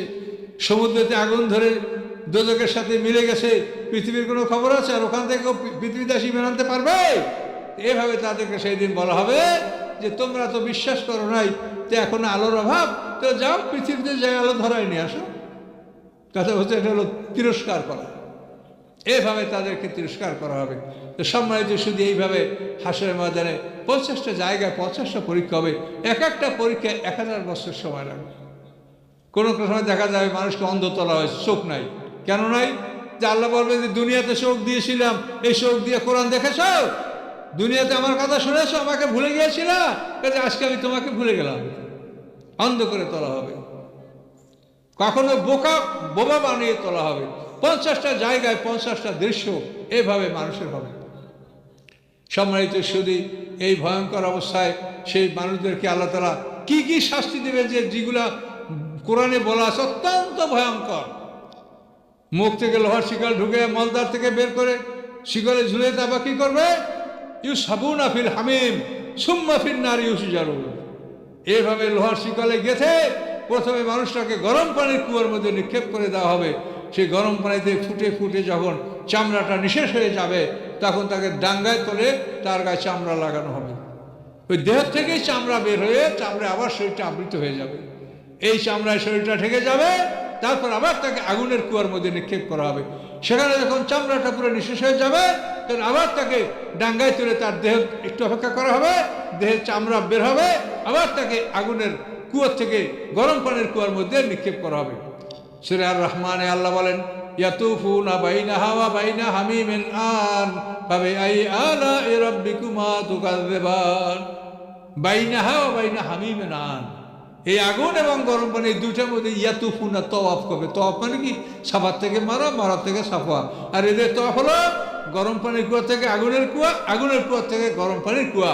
এই তওয়াফ হবে জাহান্নামীদের। তো আল্লাহ তাআলা এই সব কথাগুলি আমাদেরকে বলেছেন। সর্বশেষ কথা হলো যে আমরা যে যেখানে যাব ওখান থেকে আর মরণ নাই, মানুষ হলো চিরস্থায়ী। এটা অন্য আলোচনায় আপনারা শুনবেন বা আমার ইউটিউবে শুনতে পাবেন। আল্লাহর সৃষ্টি 3 ভাগে বিভক্ত, ক্ষণস্থায়ী, দীর্ঘস্থায়ী, চিরস্থায়ী। কাজে মানুষ হচ্ছে চিরস্থায়ী, মানুষরা কিন্তু মরবে না। মানুষদেরকে শুধু হাসরের ময়দানে তুলে সবাইকে পরীক্ষা যে আমরা দিশেটার ফল দেবে, ফল দেওয়ার পরে যে বাড়িতে ঢুকানো হবে, ওইখানে হবে আমাদের জীবনের শুরু। মানুষের জীবন পৃথিবীতে শুরু হয় না। কি বলছি বলেন? মানুষের জীবন পৃথিবীতে শুরু হয় না। কি বলছেন কথা আমার? মানুষের জীবন পৃথিবীতে শুরু হয় না। এটা শুধু তাকে পরীক্ষা করা হচ্ছে। পরীক্ষা করার পরে পাস এবং ফেল যাই করবেন, এই দুইটা করার পরে যে ঠিকানায় দেওয়া হবে, ওইখানে আপনার জীবন শুরু হবে। সকলে জোরে বলুন সুবহানাল্লাহ।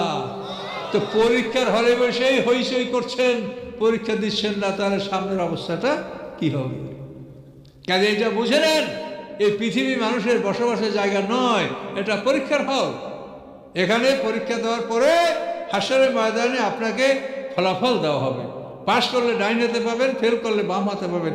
এই ফলাফল নিয়ে যে বাড়িতে আপনি প্রবেশ করবেন, ওখানেই আপনার জীবনের শুরু, ওখানেই আপনার জীবনের সূচনা। এই পৃথিবীতে মানুষের জীবন শুরু হয় না, এই পৃথিবী মানুষের জীবনযাপনের জায়গা না, এটা পরীক্ষার ফল। এটা আপনি কোরআন থেকে বুঝে নেন।